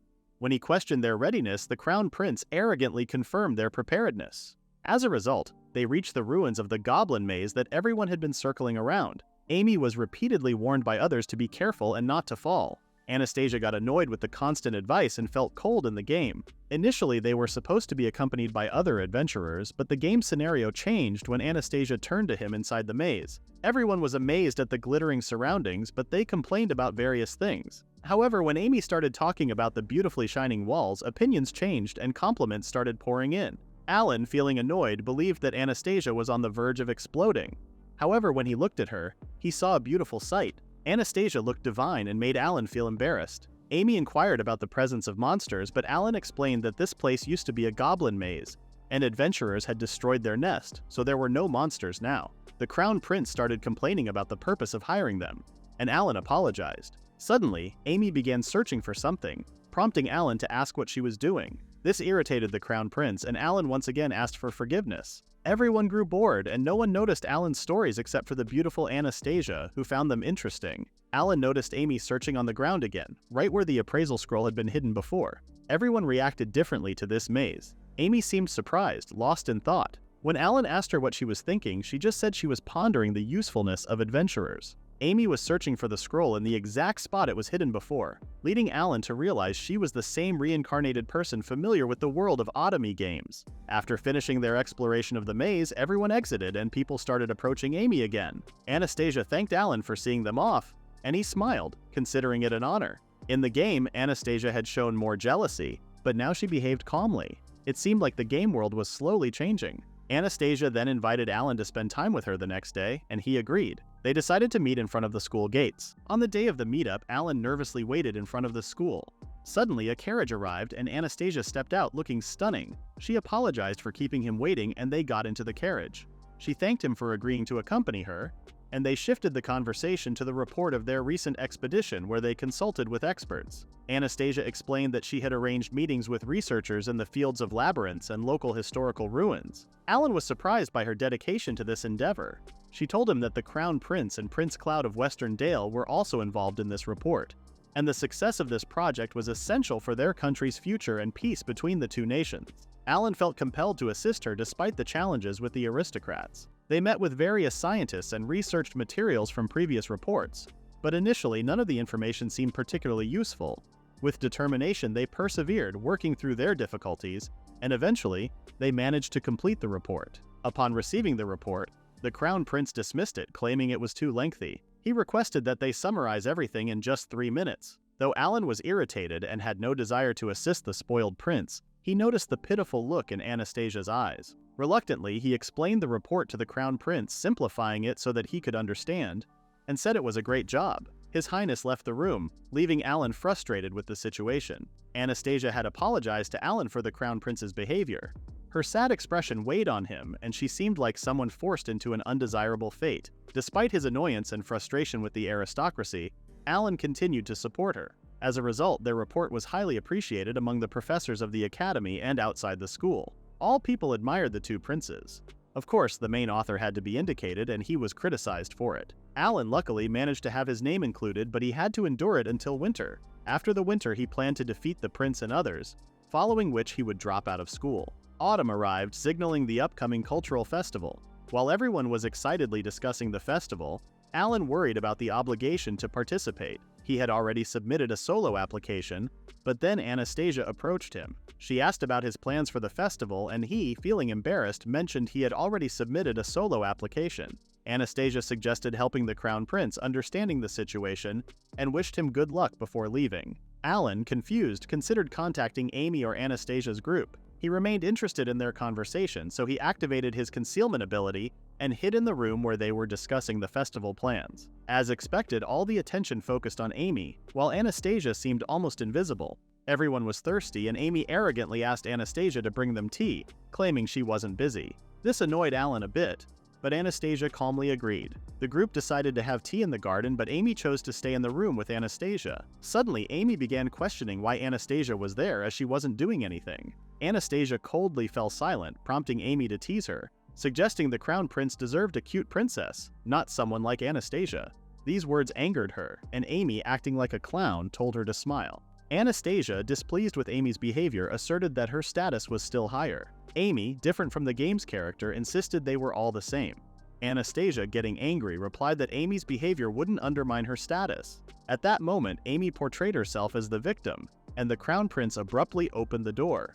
Amy's manipulative behavior left Anastasia shocked as she tried to explain, but the Crown Prince refused to listen. He ordered Anastasia to clean up the room, and she complied without a word, gathering her belongings and leaving the office. In the corridor, Amy taunted Anastasia, suggesting she had stolen her fiancé. This was the breaking point for Anastasia, who attempted to punch Amy. Just then, Alan appeared, sneezed, pretended not to witness the confrontation, asked for forgiveness, and quickly left the scene. Anastasia, surprised to see Alan there, regained her composure. She responded to Amy with dignity, asserting that Amy was not worthy of the Crown Prince, and then she left. Amy was left alone in the corridor, extremely annoyed that Alan, like a mob, constantly interfered in her affairs. Having heard everything, Alan reached a significant realization. He concluded that Amy, like him, had been reborn and aimed to create a reverse harem for herself, sticking to the main plot of the game, despite knowing about the potential war. Alan had been determined to stop her. It would have been so easy to kill her. If only he had the power of invisibility, he would have done it. Now let's explore the story from the perspective of our heroines. We'll begin with Amy, the main character of this world.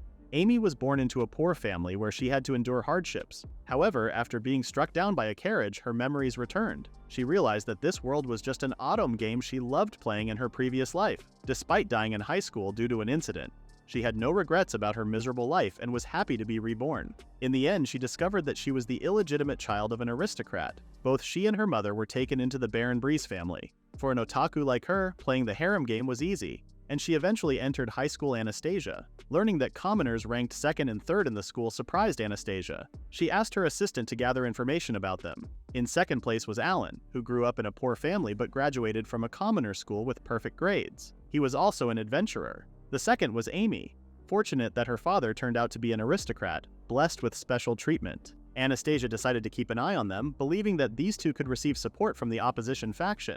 In the office on the first day, she saw Alan, who seemed ordinary to her. She needed to be careful with him. Amy entered the classroom and drew attention to Mob, who took second place. She hadn't seen him before, so on the first day, she decided to greet and chat with him. Hoping he would fall for her, she realized he was ordinary, so she decided to ignore him. The main concern for Anastasia was the third student, Amy, who flirted with the Crown Prince, her fiancé. Anastasia worried this could lead to chaos in the kingdom. As the person in charge of the aristocrats, she wanted Carl to understand everything. However, Amy's low-level healing abilities took a lot of time, but they attracted the prince's attention. Carl trusted her too much, and Amy won the hearts of all the main men in the Automy game. Amy didn't care about bullying from other characters, but Anastasia, who had everything perfect, annoyed her. Anastasia was glad that in the end, Anastasia's life would end terribly. Anastasia saw that she was in second place according to the results of the last exam. Feeling defeated in front of Alan, she focused on studying. During the ruins expedition, Amy discovered that the appraisal scroll was missing.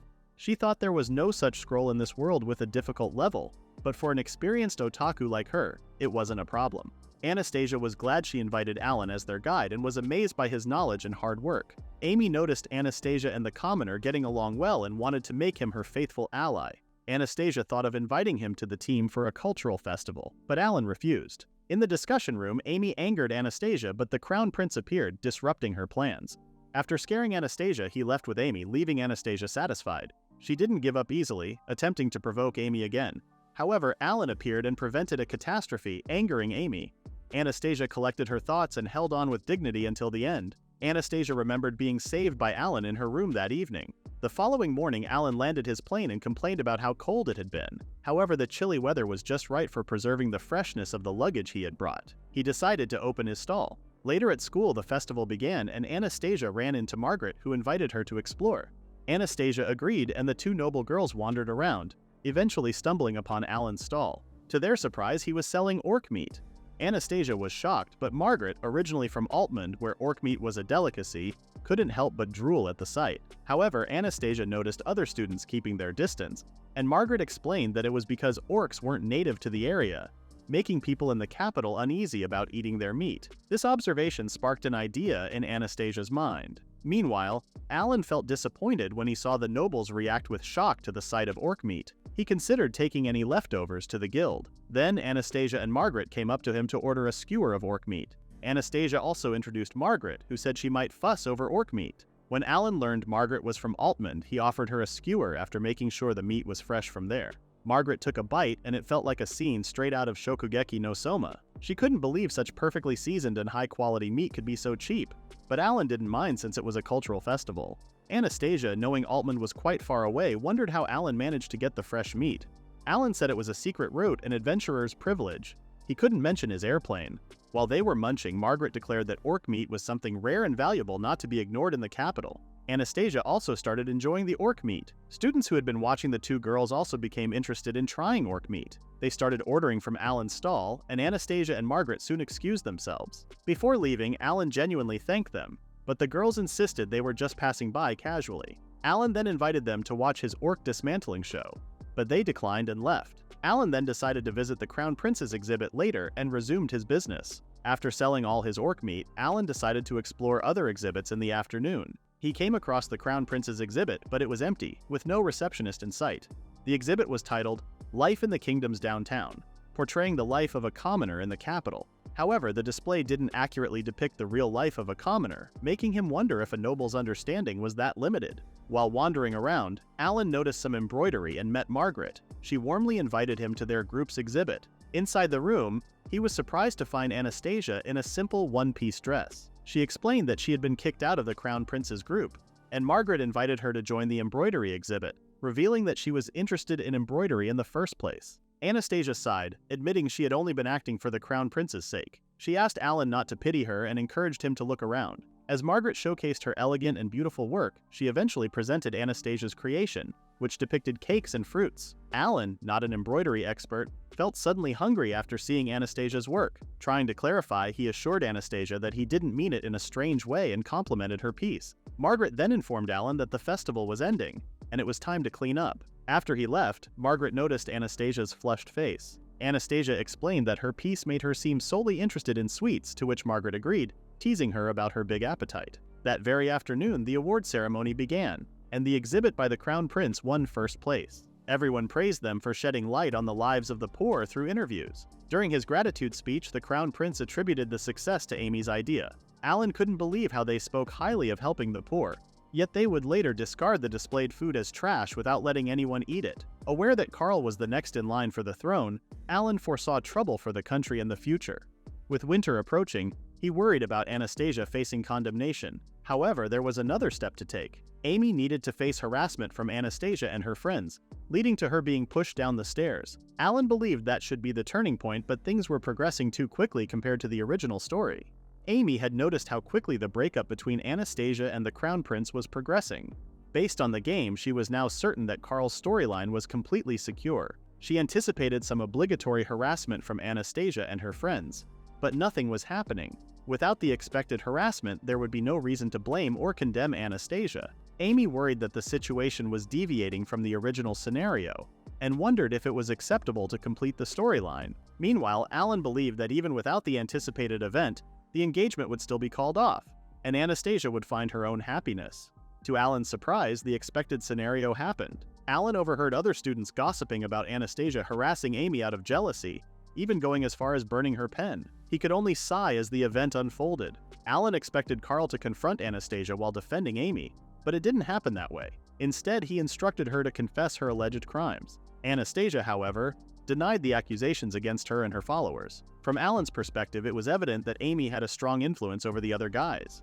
He wondered how far Amy would go to manipulate them. Anastasia had told them not to accuse her without any proof, and reminded them that class was starting. However, Leo stopped her and said they were still not done talking.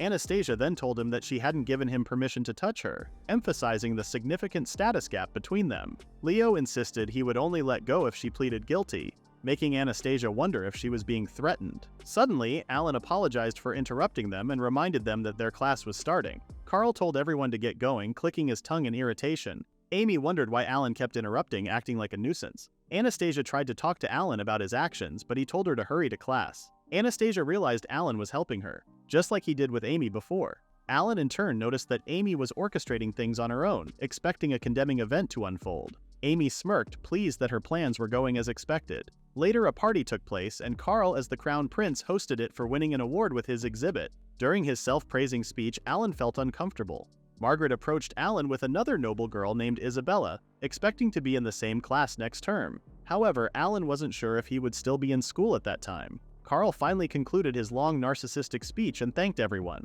As he started talking about something else, Amy wore a grim smile.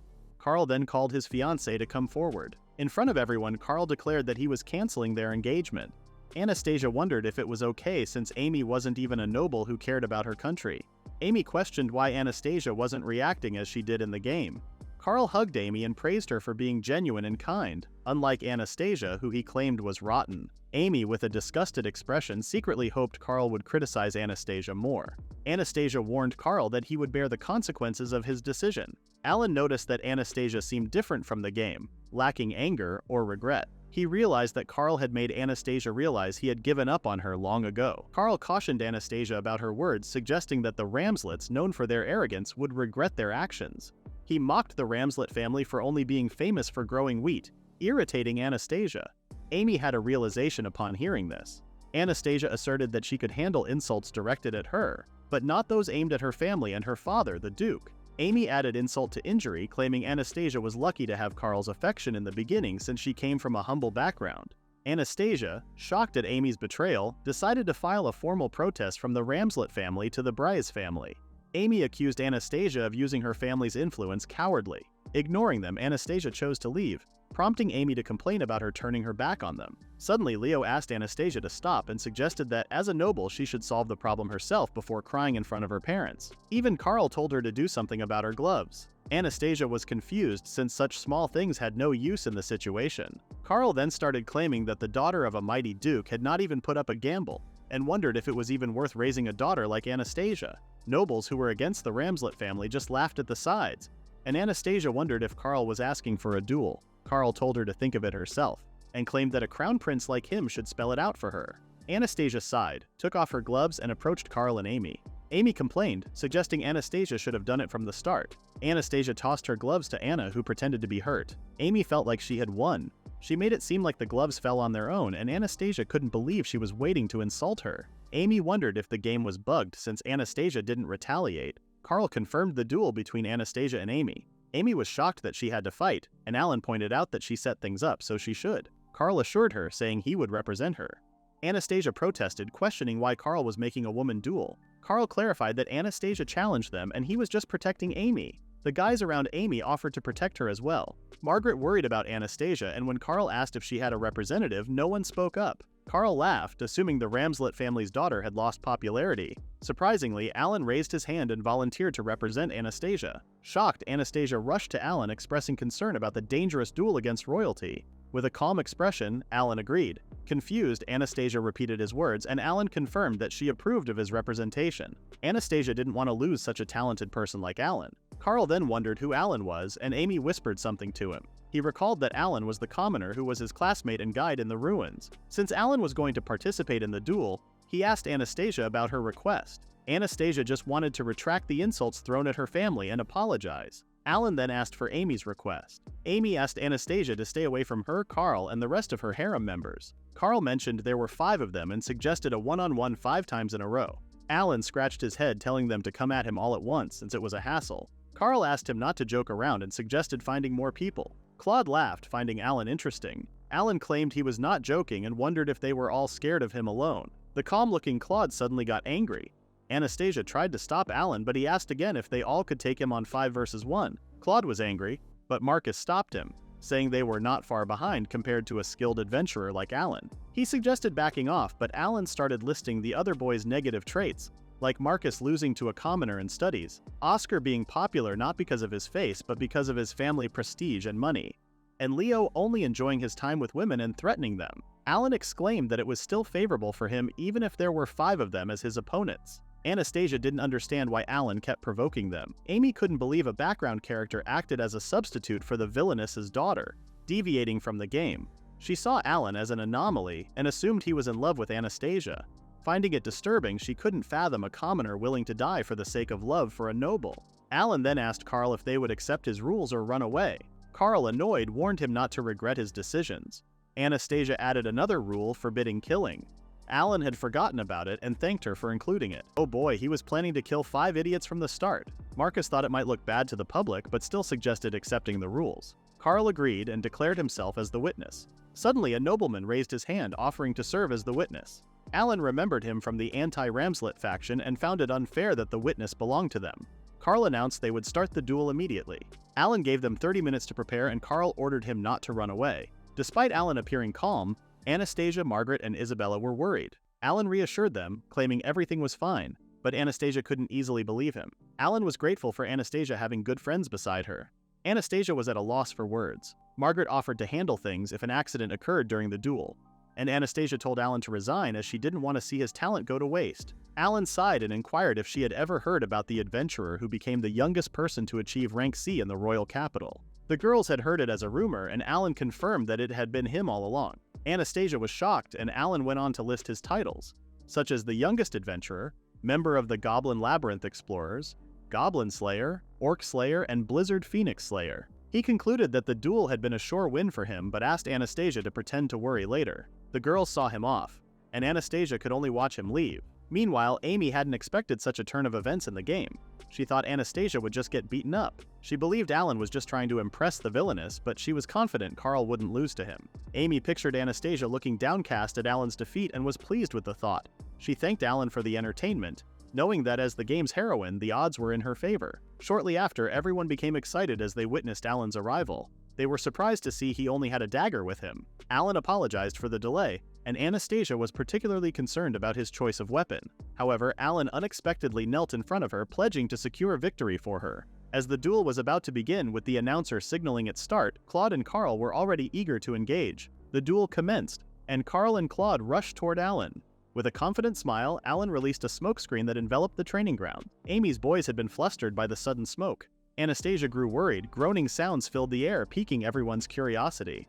As the smoke cleared, Leo, Oscar, and Claude were on the ground, with Alan standing among them. Margaret was shocked to see Carl and Marcus also down. Carl questioned what had just occurred. Alan seized Oscar, who pretended to be asleep, and pressed his dagger against his neck. He called for the referee, insisting that he admit defeat, or else he would stab Oscar and the referee would be held responsible. Flustered, the nobleman declared that Leo, Claude, and Oscar were out of the fight. The quick takedown surprised everyone, and Anastasia's worry lessened. Let's take a step back to a moment ago.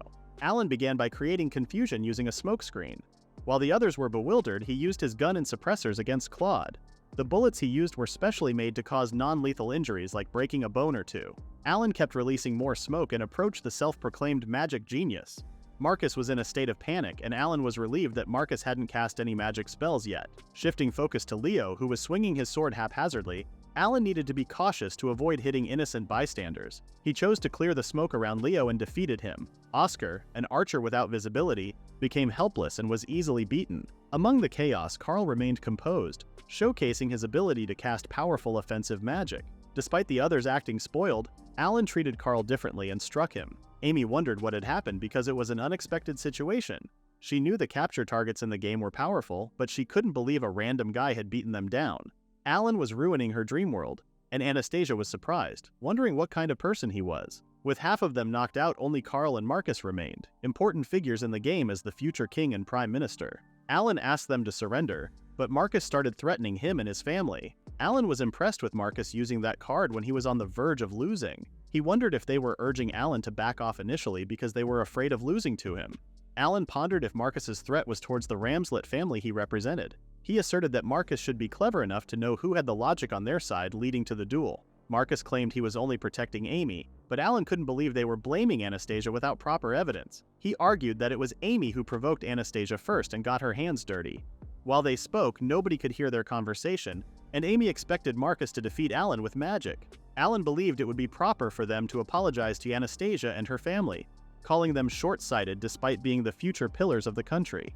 He raised his hand, told them to reflect on their actions, and slapped Marcus. The referee announced Marcus was out of the fight, shocking everyone to see a commoner defeat 4 noblemen. Approaching Carl, who accused Alan of using suspicious magical gadgets, Alan told him to play fair. Amy claimed Alan played dirty and declared the duel invalid. Alan argued they didn't set such rules and pointed out Carl's cowardly actions for forcing Anastasia into a duel and insulting her in front of a crowd. Carl claimed it was because Anastasia did something dirty to Amy, but Alan asserted it was Amy who planted those rumors. As Alan tried to lecture the future king, Carl exclaimed that a commoner like Alan didn't know anything. He insisted he was forced to fulfill his role and no one ever tried to see the real him. He said only Amy understood him as if she had known him for a long time. In his mind, Alan agreed, acknowledging that Carl's character was predetermined when it was a game. Alan had pointed out that Anastasia was fulfilling her role as Carl's fiancée and had urged Carl to keep himself together for the sake of the country and its people. Carl couldn't believe that a future king was leaving one woman for another. He told Alan to shut up, stating that commoners like him wouldn't understand. According to Carl, the royals were there to protect and guide commoners, and unlike them, royals couldn't freely be with the one they loved. Carl exclaimed that he didn't choose to be born a royal. In response, Alan found him interesting and suggested eloping with Amy if he truly wanted to experience commoner life. Alan shared his own childhood experiences, recounting how he worked in the sewers with grueling labor. He described returning home to meager meals of wilted vegetables, a tiny piece of dried meat, and thin soup that barely covered the pan. Alan conveyed the hardships of sleeping on an empty stomach while yearning for satisfaction. He advised Carl not to act like a spoiled brat. The room fell into a deep silence as everyone absorbed Alan's words. Alan then told Carl that considering the well-being of the country and its people, choosing to stay with Anastasia would be the right choice. However, he added that it was too late now. Looking at Anastasia with a peaceful smile, Alan claimed that it was already his ending. Anastasia, filled with worry, noticed something behind Alan and urged him to look. Carl was casting a magic spell similar to the one that had gone wild during their class. Carl exclaimed that someone like Alan wouldn't handle his magic. He exclaimed his determination to protect Amy and unleashed his magical attack on Alan. Anastasia, feeling anxious, rushed to counter it with her ice magic. She feared that if things continued this way, everyone nearby would be consumed by the flames. The thought of witnessing Alan turning to ashes was unimaginable for her. Despite her concerns, Alan easily deflected the magical spell, casually dismissing it, and Carl too was sent flying away, crashing to the ground with a loud thud. Alan sighed as he deactivated his wind magic and summoned a witness. The witness examined Carl and declared him unconscious, declaring Alan as the winner of the duel. Margaret and Isabella were impressed by the outcome, while Anastasia could only gaze at Alan's retreating figure. Amy, taken aback by this unexpected turn, collapsed to the ground, realizing that everything was lost for her. She had proclaimed herself as the heroine of this world, convinced that her choices were always right. Alan had knelt in front of Anastasia and dedicated his victory to her. Flustered, Anastasia thanked him and tried to express her worries for Carl. Alan claimed Carl had just exhausted his mana and his life was not threatened. Anastasia was glad that Alan hadn't killed anyone. Alan was impressed that even in this situation, Anastasia was still thinking about the country and its people. Alan then excused himself, thanking her, alongside Margaret and Isabella. After that, Alan left, and Anastasia tried to call out to him.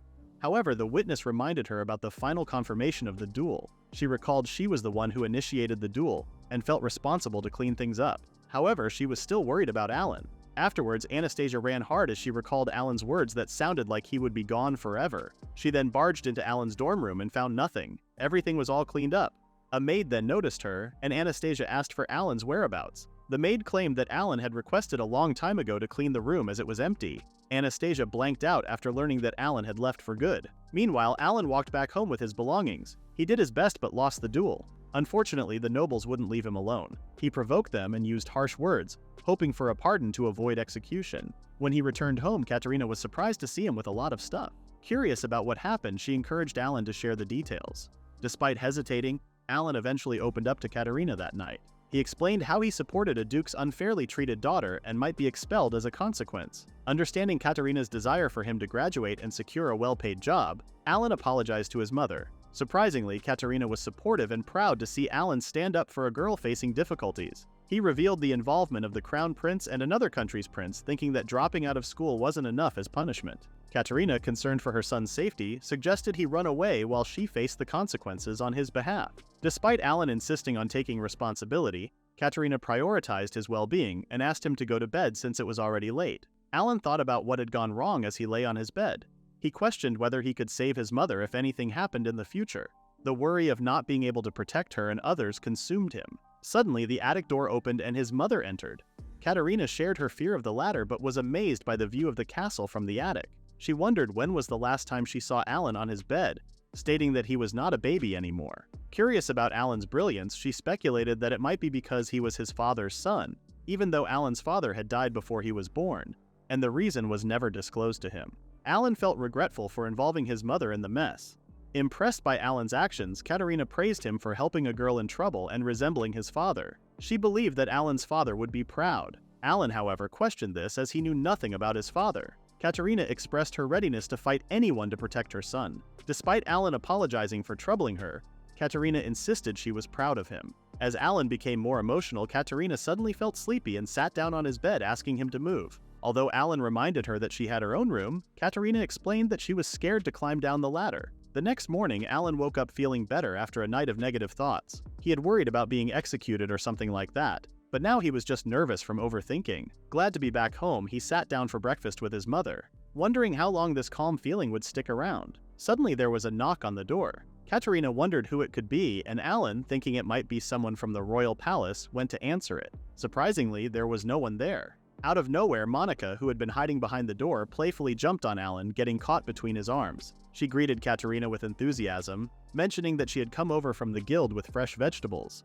Monica also informed Alan that the usual group was waiting downstairs. In that moment, a wave of nostalgia hit Alan. Outside, he met his seniors who were wondering why Alan had returned.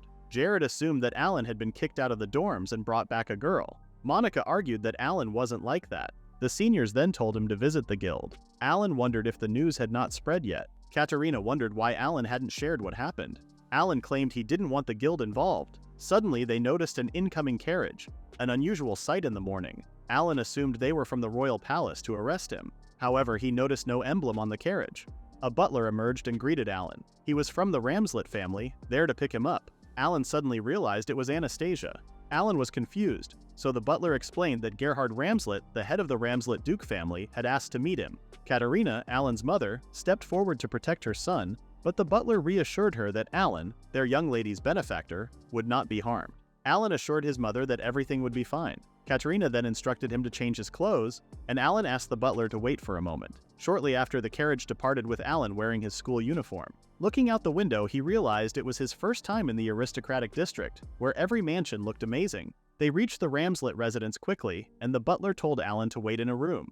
A maid offered him a cup of tea, and Alan was impressed by the obvious wealth and power of the Duke family. He noticed his hands were shaking and tried to calm himself down. His goal was to gain as much cooperation as possible from the Ramslet family. At that moment, Gerhard Ramslet walked into the room, catching Alan off guard.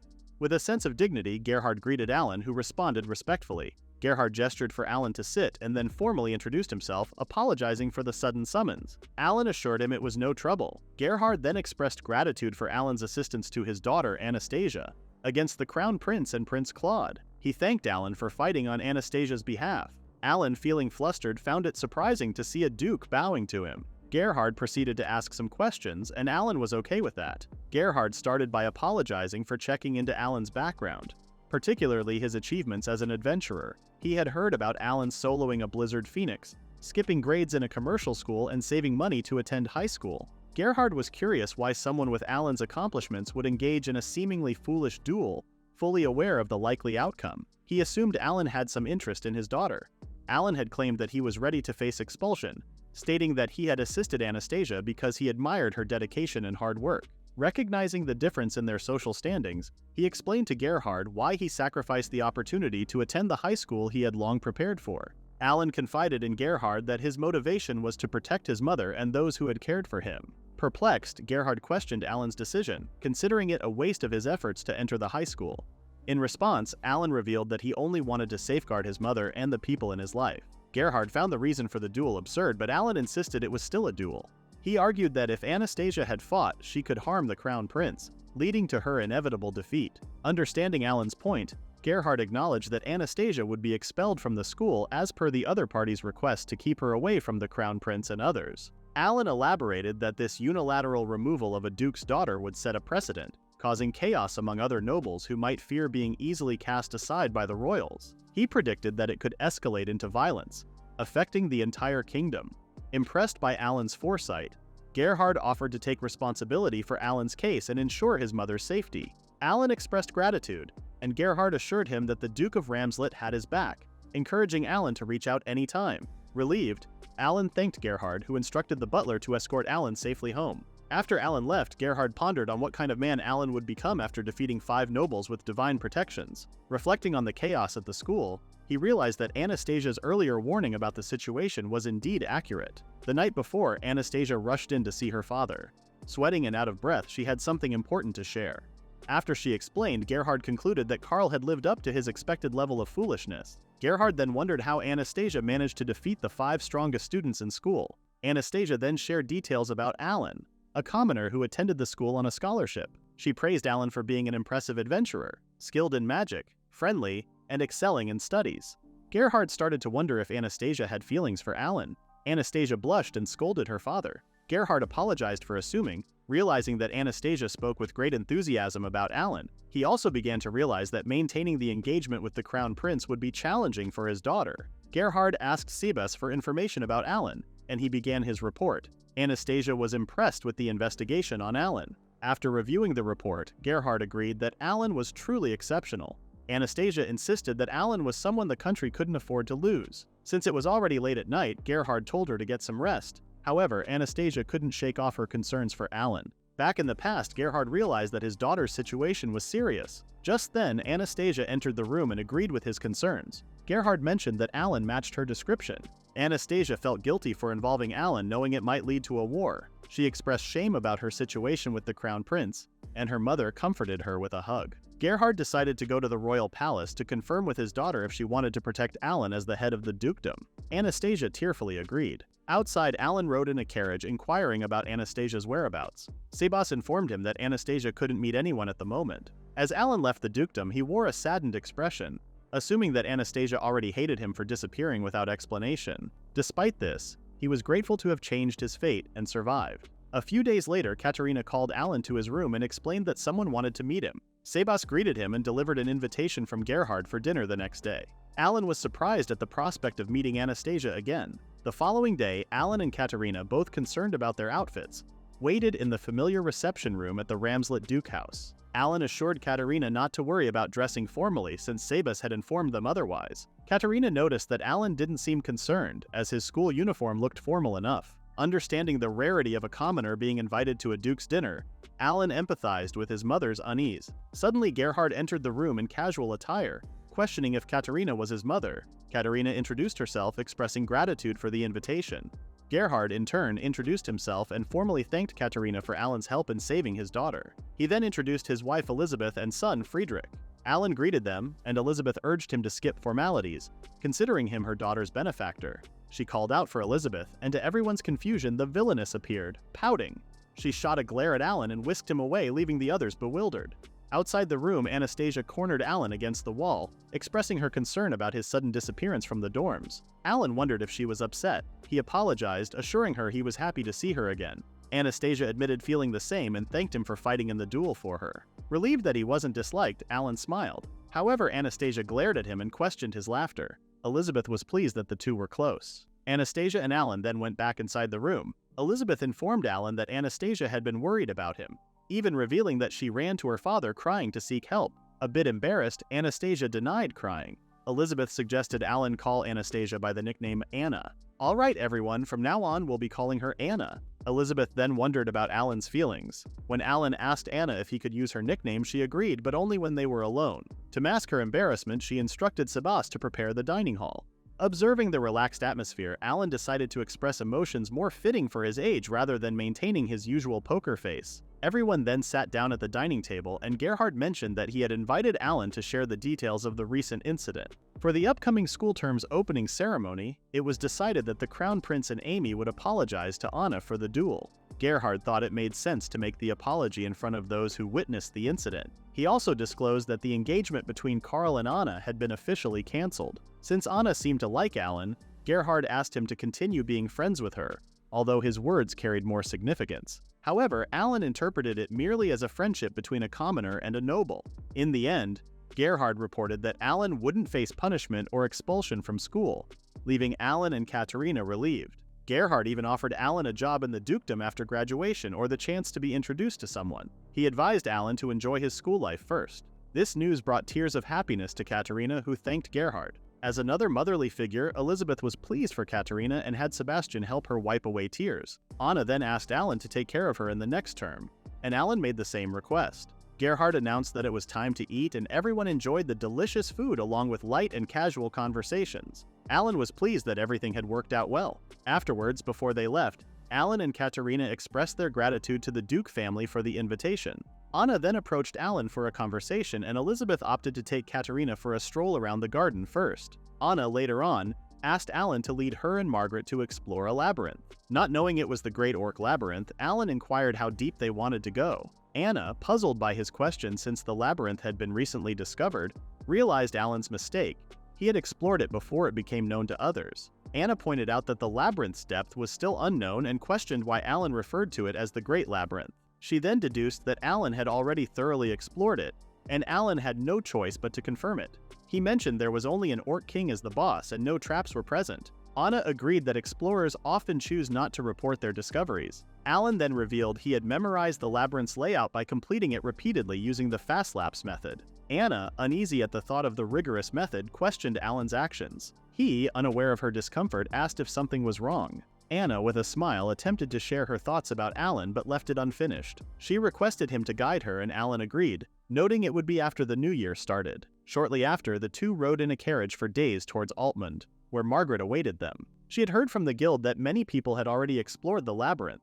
Alan suggested that there might be adventurers who had already cleared it, but Margaret insisted they still had a chance considering they had the strongest individuals from their school. Although Margaret expressed interest in scouting Alan for the Altmund family, she assured Anna that she had no intention of taking away Anna's precious knight. Margaret even jokingly mentioned offering all the treasures in exchange for Alan, but Alan couldn't bring himself to reveal that he had already collected everything. Suddenly, the knights from the Altmund family began to doubt Alan's capabilities as their guide. They found it hard to believe that a mere student could conquer the Goblin Labyrinth and earn the title of Orc Slayer. In response, they questioned Alan about his plans and he wondered if he could assess their skills first. The guards, however, acted arrogantly and insisted that Alan leave Margaret's protection to them. Everyone had entered the Orc Labyrinth, and Alan instructed them to engage in a battle so he could assess his skills. The guards mocked him, revealing their lack of trust. Margaret pointed out something ahead and they discovered Inosuke's kin. A guard volunteered to attack first, but Alan intervened, insisting on going first. He brandished his gun, eager to demonstrate its power. Loading the gun, he kept the guards in suspense about his weapon. Anna warned of an approaching orc, but the fight ended swiftly when Alan fired a shot, taking down the orc instantly. The guards were left speechless. Alan, relieved, explained that he had applied wind magic to his tool that fired iron bullets. The girls, impressed by the destructive weapon, relied on him. Alan urged them to move forward, and this time the guards heeded his command. Witnessing his skill, they were grateful they hadn't antagonized Alan. Just then, another orc appeared, and Anna stepped forward. She fired ice magic like using a bow and arrow to catch the orc off guard. She unsheathed her sword and slashed the orc's neck. With a proud expression, Anna wondered who Alan would protect. Alan was surprised to see the knight's blessing in action. The exploration continued with Alan leading the group, and the knights watched out for sneak attacks from behind. In the end, they quickly defeated the Orc King and its companions. The guards were surprised to see the Orc King, priests, and mages defeated so easily. Alan then explained how to exit the labyrinth by entering the room next to the boss room. Margaret thanked Alan for being their guide, but Anna was thinking about something else. Alan told them to touch the labyrinth core, and as they left, they noticed that there were no treasures anymore. Suddenly, Anna asked Alan for fast laps. She claimed she wanted to do it with Alan and said she wouldn't fall behind. She told him not to get overconfident, and Alan apologized. After that, Alan and Anna continued completing laps until they managed to level up. Soon after, Anna declared something about Alan and her dukedom in front of the student body. She looked determined, while Alan looked surprised. A few hours earlier, Alan had said goodbye to his mother to go back to school after winter vacation ended. As he traveled to school, he remembered everything that had happened, which had completely changed the original course of events. This prevented Anna's condemnation and banishment, which would have led to the capital's destruction. Alan realized it would be hard to predict what would happen next since he had altered the future. For now, he needed to find a way to avoid the worst outcome. Since the trigger for the country's civil war had been destroyed, the invasion of the Est Empire should be avoided for now, because the power balance between the two countries still existed. However, Alan couldn't predict what would happen next. Since Anna's engagement to the Crown Prince was broken off, the prince's position had become unstable. The Ramslet Duchy, the kingdom's largest granary, was an important supporter of the Crown Prince. Additionally, the Duke of Ramslet had the right to succeed to the throne despite their low rank. In the worst case, the southern nobles could support him for this. Moreover, the recent duel disrupted the balance between the Crown Prince's and the Second Prince's factions. Alan realized that the country was still unstable, just like it had been before. He wondered if it would be better to remove the Crown Prince completely. On top of that, Amy seemed determined to keep the harem ending. He wondered what kind of evil plan Amy had to get rid of Anna. Alan had gone too far and had to achieve a happy ending no matter what to save his mother, seniors, and especially Anna. Just then, Isabella and Margaret greeted Alan and told him they were all in the same class with Anna for the new semester. Alan was glad to hear that and they wished to take care of each other. Alan was happy that Anna had close friends in the class to talk to. Suddenly, other students started gossiping about Alan. They thought he would drop out after confronting the Crown Prince in a cowardly duel. Alan just sighed and decided to check the class list. Afterward, he felt upset seeing the Crown Prince at the top of the class despite having low grades and still being in Class A. Leonardo, who came last in the final exams, got moved to Class B. Claude, on the other hand, was nowhere to be seen and might have dropped out. Anna then appeared and smiled sweetly. Alan tried to call her by her nickname, but Anna stopped him and asked him not to do that in public. Alan apologized formally and then asked about her family's situation. Anna said her mother and brother wanted to meet Alan. Her brother was out of the country for work. Alan then mentioned the class list and Claude's missing name. Anna confirmed that the Westerdale Kingdom had asked Claude to drop out of school. Alan wondered if it was because of the duel. Anna also shared that Leonardo had been disowned by his family. This time, the Ramslet family made a formal protest to the Viscount Jukes family. Leonardo kept denying he was at fault and his family probably couldn't defend him anymore. Alan could see that a lot had happened. It must have been an unpleasant experience for Anna. Anna reminded him to go to the auditorium for the opening ceremony. She asked Alan if he knew what would happen. Anna, the duel's winner, would receive apologies from the Crown Prince and his companions during the opening ceremony. After the headmaster finished his speech, he called Anna to the podium. Anna stood up and told Alan to follow her since he fought on her behalf and had the right to witness the formal apology. Carl and the others were also called to step forward. Anna asked them if they accepted the duel's result. Carl and the others remained silent, and Alan saw that they felt humiliated. Despite hating it, Carl apologized to the Duke of Ramslet. Amy did the same. Anna accepted the apologies but said she didn't want to hear her family belittled again. Carl and the others felt deeply humiliated by this situation. Alan saw that a sincere apology was impossible. Amy then called out to Carl, and the group left the podium. Alan didn't even know what the group apologized for given how insincere they were, but Anna didn't mind at all. Alan tried to leave the podium, but Anna stopped him. Alan and the students behind him felt confused. In a loud, clear voice, Anna named Alan as her representative who defended her family's honor.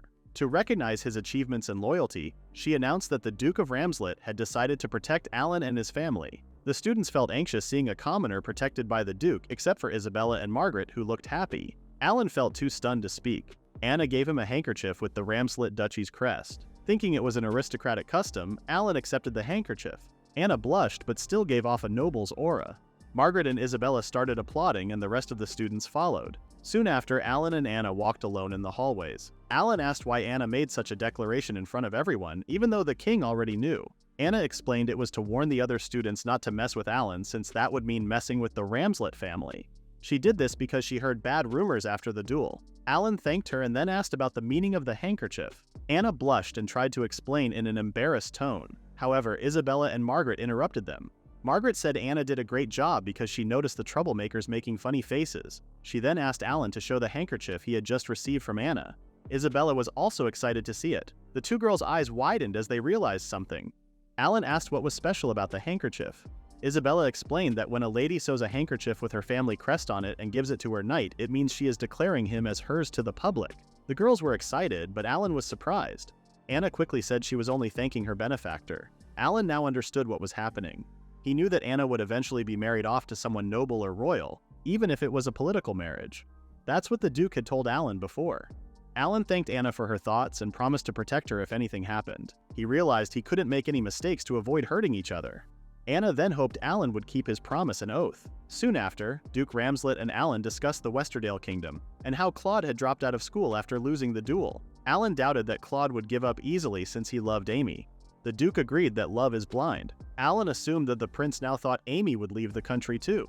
The reason might be the devastation in their country caused by a civil uprising after the battle for succession and then war. Alan realized that the Estonian Empire might see this as a chance to attack, and wondered if the Westerdale Kingdom would help them, or side with Estonia instead. The Duke said the Westerdale Kingdom was an ally since they relied on their country for food and resources. Alan claimed that rather than saving the country, it would be wise to share the territory with Estonia after the invasion. Based on Alan's assumptions, the Duke realized that Claude might have already been in contact with Estonia. He couldn't help but sigh.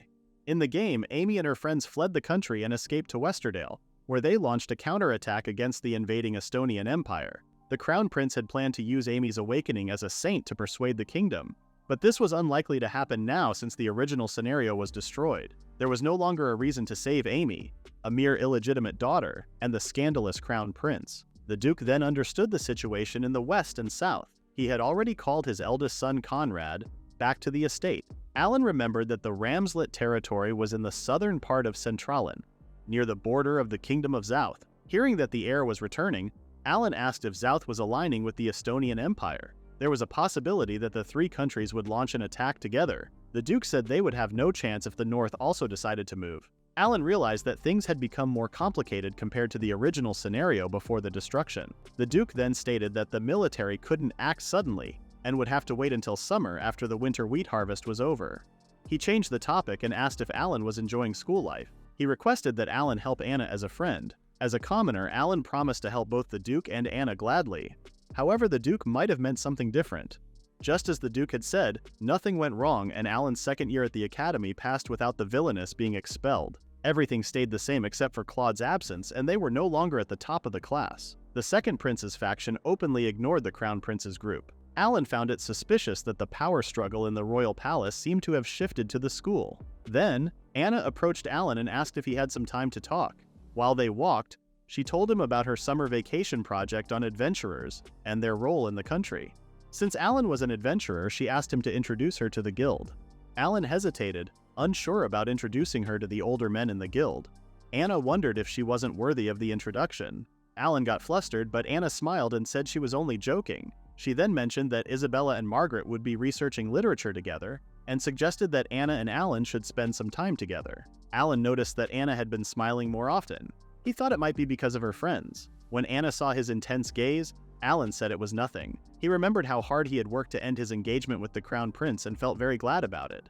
Anna then asked Alan to inform the guild ahead of time. During the summer vacation, Anna, dressed in commoner's clothes, questioned whether the outfit was really needed. Alan explained that she was supposed to sneak into the guild, and Sebastian had prepared the clothes for that purpose. However, Anna didn't really want to sneak around. After the duel and ending the engagement with the Crown Prince, things had changed for Anna. The Ramslet family had not yet declared their support for either prince in the succession race, aiming to avoid drawing attention. At that moment, Anna saw something in a nearby alley and caught Alan's attention. In the alley, a hooded girl was being confronted by Amy and her friends. Amy insisted that they needed to get rid of monsters and told the girl to hurry and lead them to the village. The girl didn't respond. Amy and her friends claimed they were top students who could handle monsters. The girl said there were no monsters at all. Carl couldn't believe someone would lie to him, the future king. The girl insisted she was telling the truth. The boys became concerned and asked Amy if she was sure about the hooded girl. Suddenly, they noticed Alan and Anna behind them. Anna asked what they were doing. Amy asked if Anna was stopping her to receive her blessings. Anna was confused by Amy's question, but Alan had an idea about what it was. At that moment, the hooded person jumped towards Alan and gave him a big hug while sounding excited. For some reason, Anna looked angry. Hearing the hooded person's voice, Alan realized it was Cheryl all along. Cheryl claimed that Amy's group had threatened her and assumed they were planning to steal her money. Carl wondered what Cheryl meant since they were only following the prophecy Amy had received. He explained that someone being attacked by a monster would be in the same place and would ask for their help. Cheryl insisted she was not the person they were looking for. Alan then realized that this was the event meant to save the elf village from monsters. However, Cheryl confirmed that no monsters were attacking them. Alan asked Amy's group to stop bothering Cheryl, but the boys began to act violently. Strong wind blew through the alleyway and Anna asked what the crown prince was doing, robbing people in the city. Carl became flustered and walked away, telling everyone else to leave. Amy and the others followed, leaving threats for Anna and Alan. Despite this, the strong wind didn't stop. Anna asked who the girl was, and Alan wondered why the wind was still blowing. Cheryl then repeated the same question, asking Alan who the little girl was. Anna, feeling jealous, glared at Cheryl and asked why a little girl was calling her little. Cheryl clarified that she was older than Anna. Alan told them to stop and tried to pull them away, but the two girls continued arguing in the street. Later at the guild, two seniors were sneakily positioned by the door where Alan and the girls had entered. They were trying to eavesdrop, assuming Alan was having a lover's quarrel with two women. Inside, Alan told Cheryl it was okay to take off her hood. Cheryl complained about how hot it was and how her ears were folded. Alan then introduced her to Anna as the daughter of the Queen of Elves. Hearing that, Anna quickly bowed and apologized for her earlier rudeness. She then introduced herself properly, but Cheryl commented on Anna's odd pose. Alan explained that in the Elven village, there were no differences in status or manners between commoners and nobles. Anna then settled comfortably at the end. Alan asked why Cheryl had come. Cheryl excitedly said they wanted to invite Alan to their summer festival. Alan was surprised that Cheryl had gone through so much trouble just for that. Cheryl explained that the festival only happened once every 10 years. Since Alan was an adventurer, she assumed they could request his presence through the guild. She also wanted a ride on the flying ship on her way back. Alan was taken aback by this sudden revelation. Annoyed, Anna called the nervous Alan and asked if he would explain things. Alan had no choice but to reveal everything about the Elven village and the gliders. Meanwhile, Alan's seniors had been knocked out by Monica and his master for eavesdropping. Anna had wanted to know how Alan met an elf. Cheryl looked at Anna and instead of talking about Alan, explained that he was their village's benefactor. Anna asked why and how. Cheryl explained that Alan had protected the village from evil spirits and was the divine child of the wind god. Anna was surprised and Cheryl laughed at her for not knowing. She assumed that Alan was not getting along with Anna and was using his power to control her. Anna couldn't respond, but Alan began scolding Cheryl for teasing Anna too much. Cheryl then thought that Alan must really like Anna to defend her like that. Cheryl then returned to the original topic and invited Alan again to the Elves Festival. Alan confirmed he could go, but still wondered how Cheryl had entered the town. Cheryl said she had simply walked through the gate. Alan expressed concern that if people found out there were elves in town, Cheryl's capture could reveal the existence of the Elven village. Anna still looked defeated as the two continued arguing. Cheryl asked if humans really wanted to capture elves and what would happen to them. Alan didn't give a clear answer but reminded Cheryl that things could have been bad if she had been discovered due to her suspicious appearance and entry. Cheryl said everything had gone fine and told him to enjoy the festival instead. Alan agreed but suggested that Anna should come with them. He thought that if they left with Anna through the noble's gate, there would be no suspicion. However, Cheryl was not happy about letting anyone other than Alan enter the village. Alan insisted that it was the safest way to leave town. Cheryl then asked if Anna would pretend to be Alan's fiancée. Anna's face lit up at the suggestion. Cheryl said that Anna could enter the village if she was connected to Alan. Alan wondered if it was okay, and Anna, while blushing and stuttering, said it was fine. Cheryl was excited because it meant they could attend the festival the next day and told them to get ready. Alan apologized for making Anna uncomfortable, but Anna said it was okay, as it was a great opportunity to learn about the lives of elves. She mentioned they could continue their independent research later. She told Alan to hurry up since they would stay overnight outside and she needed to get permission from her father. As Anna left, Alan looked worried and Cheryl called her a strange girl. An hour later, Anna saw the glider for the first time. Alan made Cheryl put on the flying gear. Anna wondered if it could really fly like a bird. Cheryl proudly said it was thanks to the incredible power of the wind god's divine child. Alan then gave Anna her flying gear. Cheryl asked where she should sit, and Alan secured her in the middle part of the glider. She complained about being alone while the other two were together. Alan whispered that it was a special seat and asked Cheryl to keep it a secret from Anna. Cheryl got excited and called him smart. Anna looked worried, but Alan reassured her. He said it was the only way to balance the glider after he tested it with heavier loads. Anna asked where to sit and chose a spot behind Alan. He asked her to hold on tightly, and Anna pressed her chest against Alan's back. She was concerned it might be heavy, but Alan said it was fine. Alan then lifted the glider off the ground and flew using wind magic. Anna was amazed to see they were really flying fast in the sky. She found the view incredible, seeing the royal capital and castle appear small from above. Alan explained it would take them 4 hours to travel and asked Anna to tolerate the cramped seating. Feeling suddenly embarrassed, Anna hugged Alan more and praised how amazing he was. Alan, initially anxious, then smiled. They continued their flight. Hours later, the elves saw that Alan had returned with his glider.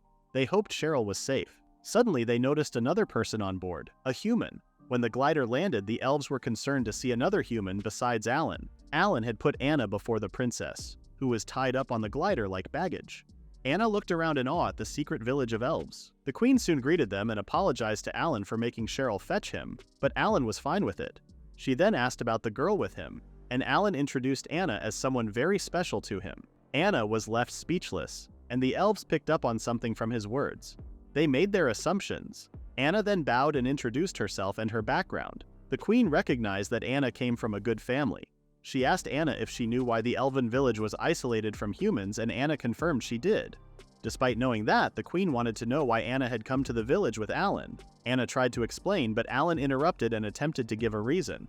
The queen then asked Alan and everyone else to step outside except for Anna. Outside, Alan wondered what the two had talked about. He blamed himself for bringing Anna along. As he looked up at the night sky, he remembered their ride together and realized he was always thinking about Anna. He had started by intending to help his mother and the townspeople, but before he knew it, he had become interested in Anna. He reminded himself not to make any mistakes, as he had already promised not to. Just then, someone interrupted his thoughts. Alan got angry and called Lo a pervert. Lo got upset and reminded him that she was now the spirit of light, Lo-chan, but Alan still remembered her old appearance. Miral also showed up, and Alan asked if Lo had done anything strange to her. Lo called him rude and said she had come to check on Alan's wife. Alan made it clear that Anna was not a little girl, unlike Lo's previous preferences. Miral then asked for a hug, and Alan agreed. Lo could see that Alan was truly a comrade, but he felt that the world would end with Lo as the spirit of light. Meanwhile, the queen reminded Anna once more why they were hiding from humans. She asked what would happen if people discovered Alan's knowledge about the village. Anna feared that people would capture elves for their beauty and make them slaves. The queen made it clear that people would target and harm Alan for this knowledge, and that Anna and her family would be at risk as well. Anna couldn't respond. The queen then mentioned that Sherry had told her Anna had helped escape from the town, but Anna could return on her own. She wondered why Anna hadn't done that. Again, Anna couldn't respond. The queen then asked why she had come with Alan. Anna's mind filled with thoughts of Alan and his smiles. She couldn't say anything more, struggling to hold back her feelings, which she knew were forbidden. With Alan on her mind, Anna started crying uncontrollably and couldn't say anything more than Alan's name. The queen understood that commoners and nobles couldn't be together because of societal rules. Seeing Anna heartbroken, the queen suggested they live together in the village. The elves, seeing Alan as their benefactor, wanted him to be happy. If they couldn't be together in the human world, it would be better to leave it behind. Anna understood this, but as a noble's daughter, she felt she needed to serve the people. She said she couldn't find happiness just for herself. The queen then suggested finding a way to achieve both goals. Her words confused Anna. Since she wanted to live for the people, Anna should also do it for Alan. Anna realized this was an ideal path for her, but she worried Alan wouldn't like it. The queen pointed out how self-sacrificing Anna was, and suggested she should relax and be more honest with herself. Anna couldn't say anything more until she left the room. She sighed and mentioned Alan's name. Alan then appeared with Miral. His sudden arrival made Anna flustered. Alan asked what was wrong, and Anna claimed it was nothing. Alan then introduced Miral as the youngest princess, and Lo as the spirit of light. Anna greeted Miral but couldn't see Lo. Alan realized she couldn't see Lo and pointed out where Lo was floating. Anna introduced herself fully, which surprised Lo. Lo then started flying around Anna as if she were checking her out. Anna said she felt something eerie, and Alan asked Lo to stop. Lo then asked if Anna was Gerhard's daughter. Alan was surprised that Lo knew the Duke. Lo proudly shared that she had taught Elizabeth some magic when she was a little girl, and still remembered how angel-like Elizabeth was back then. As usual, Alan called her a pervert. Anna couldn't hear what Lo was talking about.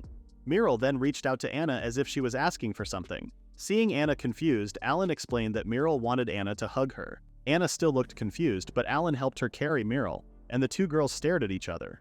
Lo kind of approved of Anna. It was a beautiful sight even for Alan, except for Anna's scrunched-up face. Lo saw that the two of them had different statuses and called it forbidden love. Alan, looking disappointed, told Lo to shut up. Lo then reminded him that they were currently in the elven village, hidden from the human world. Anything they did there, no one would find out. Her words gave Alan some ideas. Anna then asked Alan for help. Lo could see that she was not the only pervert around. In his room, Alan kept thinking about the reminder that Lo had just given. Anna was also thinking about being honest with herself. The next morning, the two humans wondered what the elves did during the festival. The elves saw that Alan was attending with Anna, and the female elves started decorating Anna's hair. They even dragged her away to change clothes. Alan asked again what the festival was about, and a male elf explained that it was about men protecting the women while running away. The man would run away with the woman he loved and protect her tiara. If they survived in the end, they would be blessed by the spirits. Hearing the explanation, Alan looked confused and flustered. The male elf told him to relax and wait to find out more.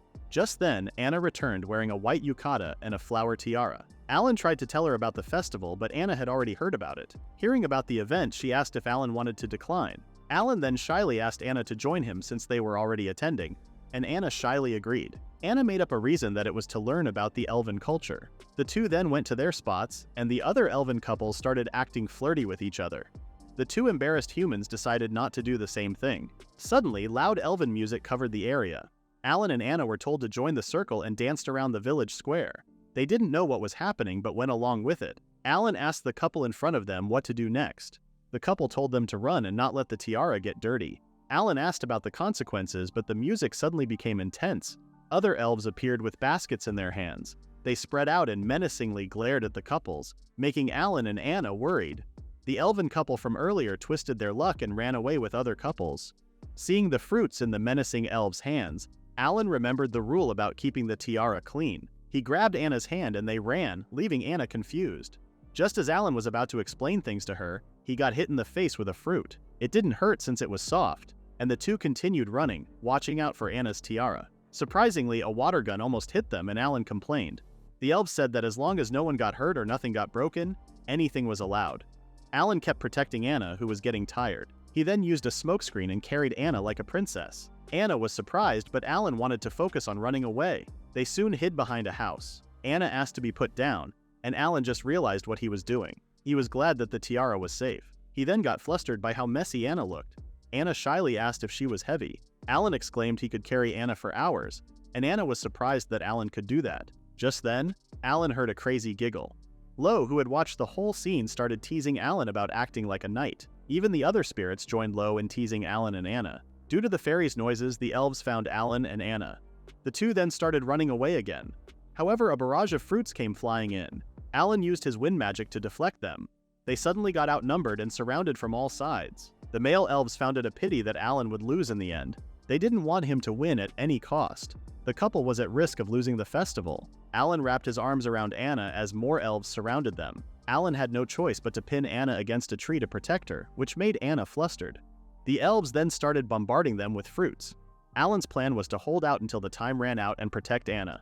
Seeing her knight's determination, Anna used ice magic to cover them in an ice shell. She asked what holding out meant if it would result in Alan getting hurt. Alan was taken aback and they silently stared at each other. After some time, someone knocked on the ice shell, and Anna undid her magic. The elves stood there smiling, and the queen announced that the signal for the end had already sounded. She praised Alan and Anna for holding out. However, a fruit still came flying at Alan's face. Sherry apologized, saying she had no other chances to hit Alan. She then commended Anna for doing a great job. The festival ended, and many elven couples who were eliminated promised each other to do better in 10 years. Alan and Anna were shocked by how the elves treated 10 years like 10 minutes. The elven host then called over those who had protected the tiara. The elven couples began kissing in front of everyone, which shocked Alan and Anna again. They froze for a moment before they started to panic. Cheryl shouted at them, saying they should do it too, and everyone else cheered. Anna suggested to Alan that they just pretend. Anna and Alan faced each other. Anna told Alan he didn't have to do it and reminded him that they were just pretending. Then they kissed. When they pulled apart, both were blushing. At that moment, a bright light appeared and Lo appeared, calling out to Anna. She introduced herself as a relative of the selfless Loringas, the great sage. Anna quickly knelt before her. Seeing Anna's determination and love, Lo decided to bless her. She said that as long as Anna didn't lose what she loved, she and the spirit of Loringas would always protect her. She also asked Anna to take care of Alan. The elves were surprised to see a human blessed by the spirit of light, and everyone congratulated the human couple. They were told to wash up first because the festival would last until midnight. Alan went to the bath and sighed. He had forgotten there was a hot spring in the village. He later learned that the festival was meant for weddings. Elves didn't have a concept of marriage, and the festival helped pair up those who wanted to have children together. He worried that Anna knew about this beforehand. Just then, Anna entered the bath and the two locked eyes until Alan panicked. He tried to leave, but Anna told him to wait. She said there was nothing they could do about the mixed bath. She told him not to look in her direction, and the two continued soaking in the hot spring. Alan blamed the elves for not explaining about the bath. Anna told Alan she liked the village after seeing the happy elves and spirits. There were no royalties or nobles squeezing taxes from the people and using the money for their own luxury. Everyone was equal. She wondered why humans couldn't do the same. Alan felt bad after listening and called her formally as usual. Anna stood up and asked him to call her casually. She reminded him that in the elven village their status as humans didn't matter. She claimed she was simply Anastasia, not the Duke of Razmlet's daughter. Alan agreed and called her casually. Anastasia leaned toward him and asked him to be just Alan, not the commoner he was. With her words as the trigger, the two embraced and kissed under the bright full moon. Lo then left to give them their own precious time. Anna lay on the bed and Alan crawled toward her. Anna looked scared, but she accepted Alan. While they were together, Anna told Alan she once saw a strange flying bird in the sky a long time ago when she was a child. She asked if that was him. Alan didn't give a clear answer but instead told her they had already met a long time ago before that. They then continued the night, embracing and sweating with each other. The next morning, Alan woke up to find Anna cutely glaring at him. He thought she looked adorable as she called him a sleepyhead, and he greeted her warmly. Anna said she had just woken up too. She quickly got up and reminded Alan to get ready to go home. Alan called her formally again, but Anna asked him to be more casual. He followed her request and told her he had something to show her before they left. The two went to the lake on the edge of the elven village. Anna was impressed by the many spirits around her. Alan started talking about what had happened the night before. Anna became flustered and said that Alan didn't need to apologize. Alan explained that he was just worried because he knew the Duke wouldn't acknowledge him. He promised to do something noteworthy in the future so he could win Anna's heart and protect her forever. Alan then took out a ring and admitted he wasn't quite in the right position to propose, but he still asked Anna to marry him. Anna accepted his proposal immediately, and the spirits celebrated with them. Before they left, the queen gave Anna a hair ornament and reminded her to be true to herself. Anna thanked her for everything. The two then left the village knowing it was the last time they could forget about their statuses. It was sad to leave, but they had to return to the royal capital. Soon after, Gerhard, visibly angry, clenched his fist tightly. He glared at Alan and asked if he knew why he had been called over. Alan confirmed he did, wondering if it was about marrying Anna. Soon after, we see Anna quickly shoot down several bat monsters with ease, taking them out in one hit. She told Alan that she was finished on her side. Alan praised her and suggested she take a break, but Anna said she wasn't tired. He reminded her that they still had to face the boss monster later and insisted she rest. Eventually, Anna agreed. While she drank some water, Alan looked at her, focusing on the ring on her finger. He couldn't help but smile. 4 days earlier, Gerhard angrily confronted Alan, demanding to know why Anna was wearing a ring on her finger. Alan admitted that he had given it to her. Gerhard called him a fool in frustration. He ordered Alan to stay away from his daughter and reminded him of the favor and protection he had given him. Alan wasn't surprised by the reaction and calmly told Gerhard they were now even on that matter. He asked if Gerhard would have preferred to see Anna defeated in a humiliating way, bringing shame to their family. Gerhard snapped at him to stop, saying it was even more disgraceful for a duke's daughter to wear a ring given by a commoner. Alan explained that the ring wasn't ordinary. He said it was called a substitution ring. If the wearer was about to be killed, the ring would take their place once, saving their life. Anna couldn't believe what Alan was wearing, a legendary tool highly sought after by royals and nobles who feared assassins. Giving one of these to the king could earn someone a noble title. Alan agreed with her reaction. Anna asked if they could store it somewhere safe, but Alan said that would ruin its purpose. In the end, Anna gave up and decided to wear it, knowing it carried a deeper meaning. Meanwhile, during Alan's conversation with the Duke, Gerhard asked if Alan had found the ring in the Wind Mountain dungeon, known as the hardest dungeon around. Alan reminded him that he had entered the dungeon himself and retrieved the ring. Gerhard said he hadn't received any reports or proof before, so he hadn't believed Alan. Understanding how thorough the Duke was, Alan provided more evidence. He placed a Blizzard Phoenix's magic stone, tail feathers, and wing feathers on the table as an offering. Gerhard, breaking into a cold sweat, realized Alan wanted something in return. Alan asked for an opportunity to earn enough military honors to achieve a noble title. Once successful, he wanted the right to stand beside Anna and protect her for the rest of his life. Gerhard couldn't refuse but gave Alan a strict condition. He had 3 years to accomplish this. He warned Alan to prepare himself as he would be sent to the most brutal battlefield, one that might make him wish for death.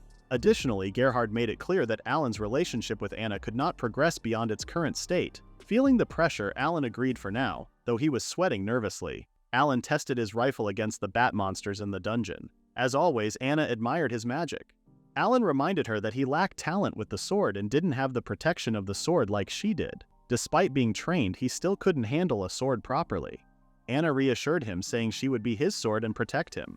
Alan thanked her and Anna teased him, asking if he liked being protected by a woman. They had come to the dungeon for Anna to level up.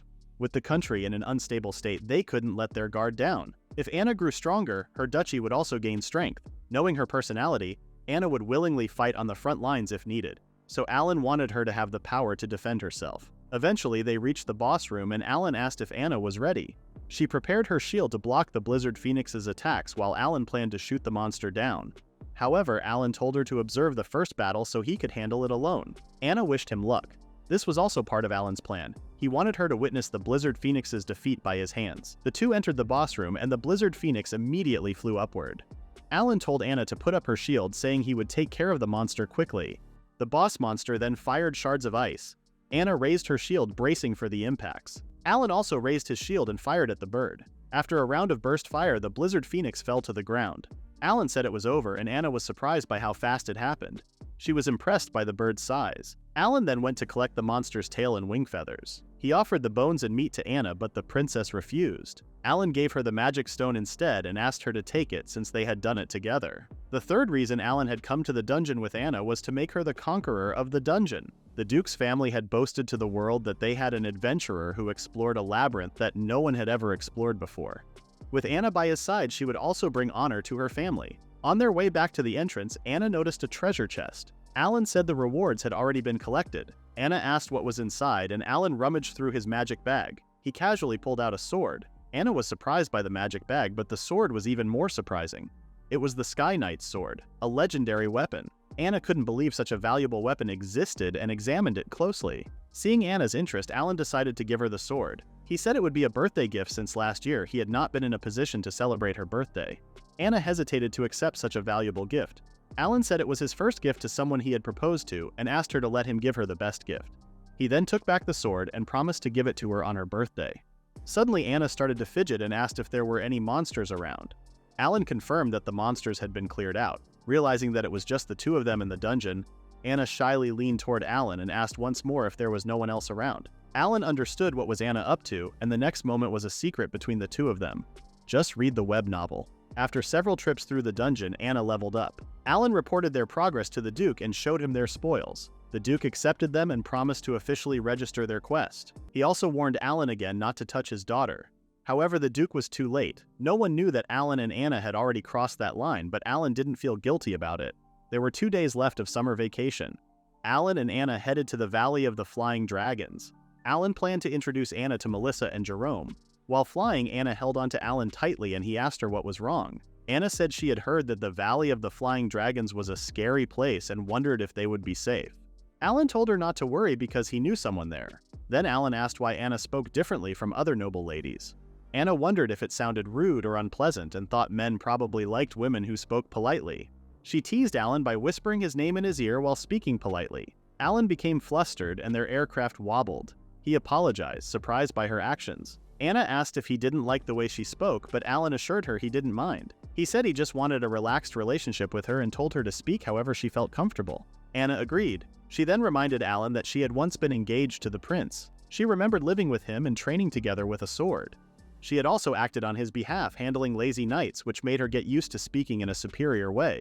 But now she wouldn't need to do that anymore and would change slowly once she married Alan. Her words flustered Alan, and he added that everything would change once she became a mother. As they argued mid-air, a wyvern suddenly charged toward them. Anna panicked when she saw the wyvern, but Alan assured her it was fine.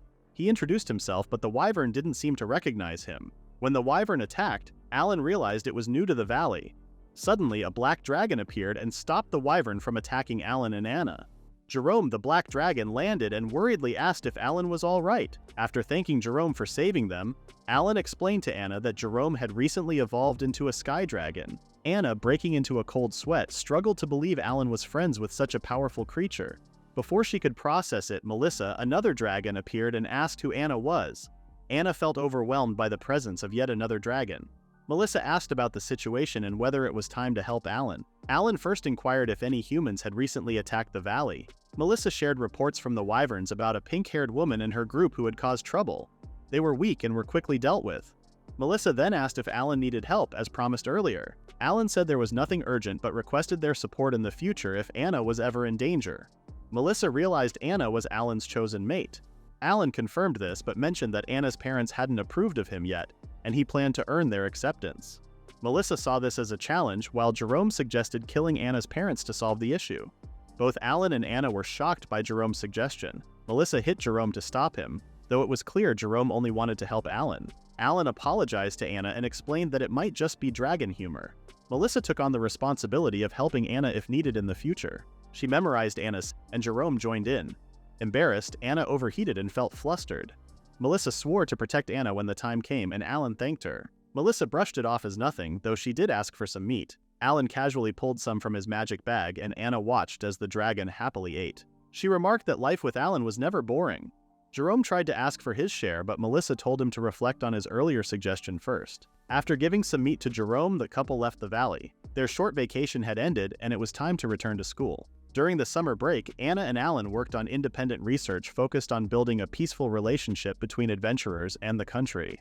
Conflicts between the two groups had always existed, mainly over profits from the labyrinths. The nobles wanted the treasures for themselves, but didn't want to risk losing their knights in labyrinth accidents.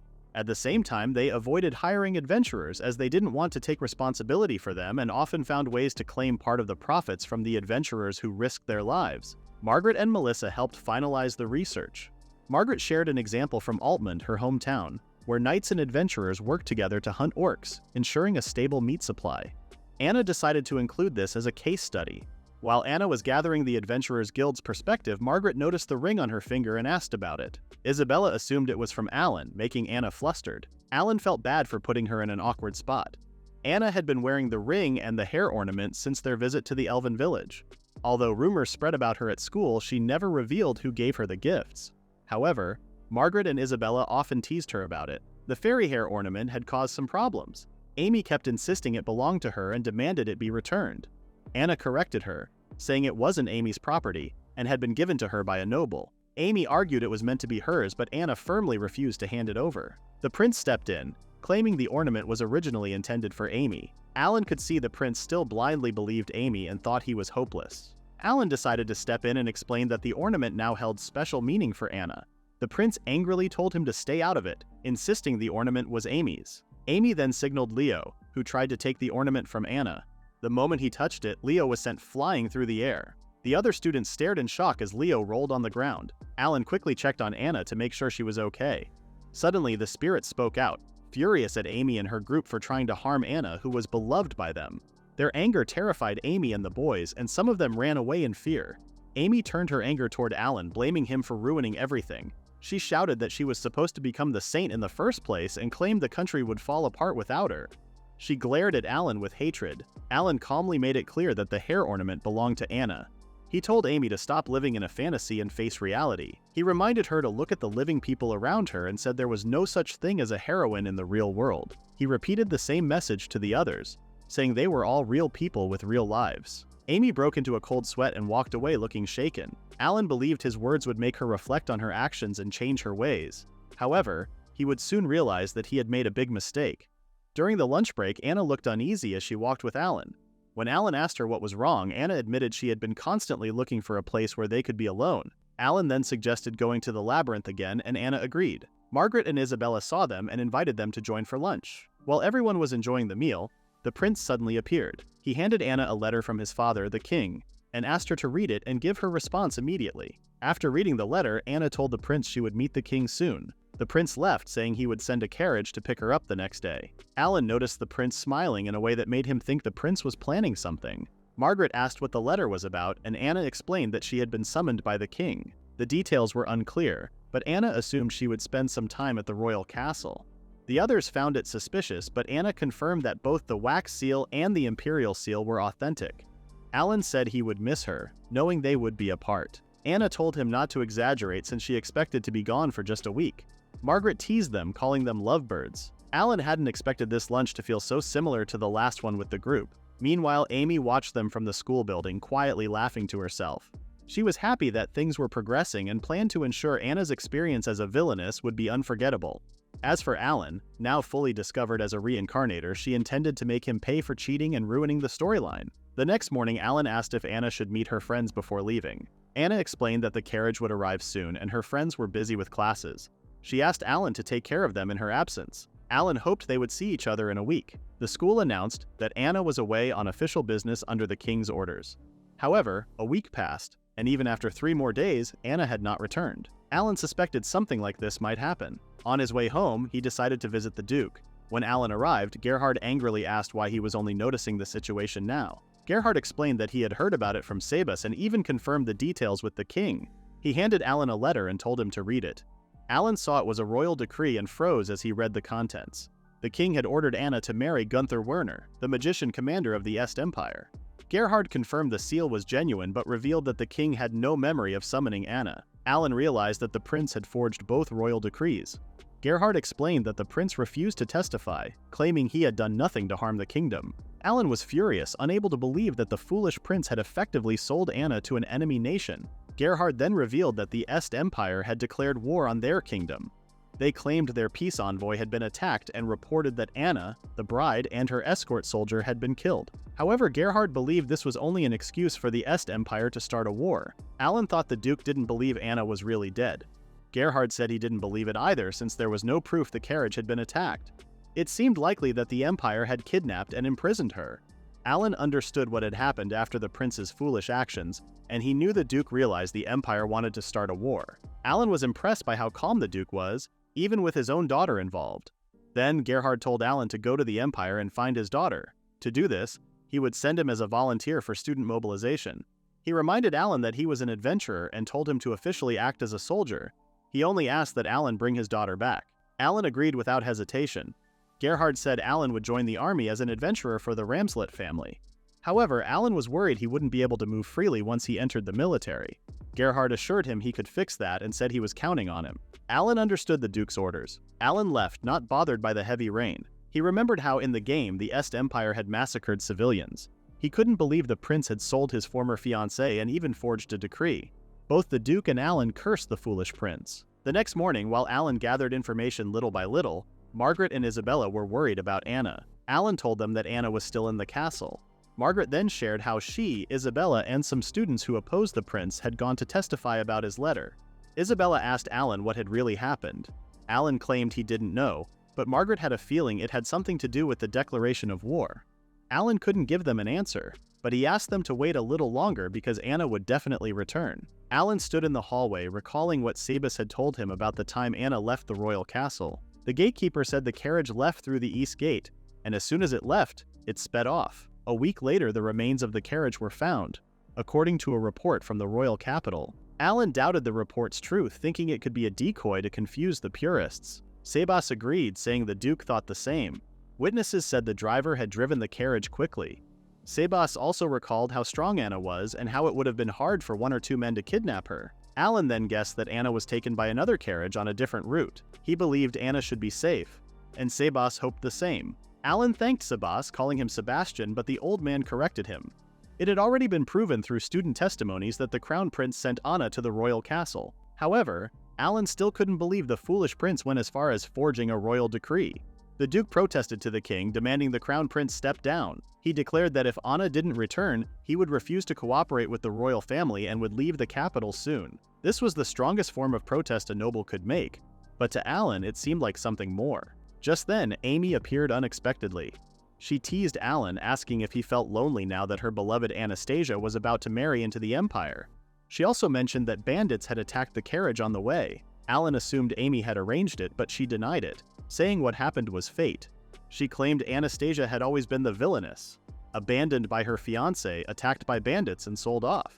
Amy said this would turn Anna into the Dark Knight who would seek revenge. If she defeated Anna and things ended happily, the story's scenario would be complete. Amy admitted she knew Alan had been trying his best, but she claimed she was the true victor in the end. She mocked him, telling him to leave since he wasn't even important enough to be a side character in the story. Alan called Amy a scum, but Amy laughed, saying the cries of a loser were satisfying to hear. After that, she walked away with an ugly expression and a laugh that suited a real villainess. Left alone, Alan remembered how he had collected all the game's items and events ahead of time. He regretted his overconfidence after believing he had destroyed fate and won Anna's love. Above all, he cursed himself for ignoring the chance of Amy becoming the Saintess. Feeling like everything was his fault, Alan swore to save Anna. However, he had no idea what to do next. Soon after, the school announced to all the students that their kingdom was at war with the Est Empire. The headmaster gave a speech about how the students were in a position to lead the people, but most of them didn't seem interested in listening. Meanwhile, Alan realized that the Est Empire's invasion was happening earlier than it did in the game. In the original story, the Villainess was banished from the kingdom, her relatives were executed, and she turned to darkness. She then led the Imperial Army during the kingdom's civil war to get revenge. However, the civil war hadn't even started yet, and the Duke's family was still safe. Alan also believed Anna wouldn't betray them in the first place. At the same time, Amy started acting like a worried heroine, concerned about the kingdom. She suggested holding peaceful talks to understand each other. The foolish prince supported her, saying that Amy's compassionate idea could help avoid the war.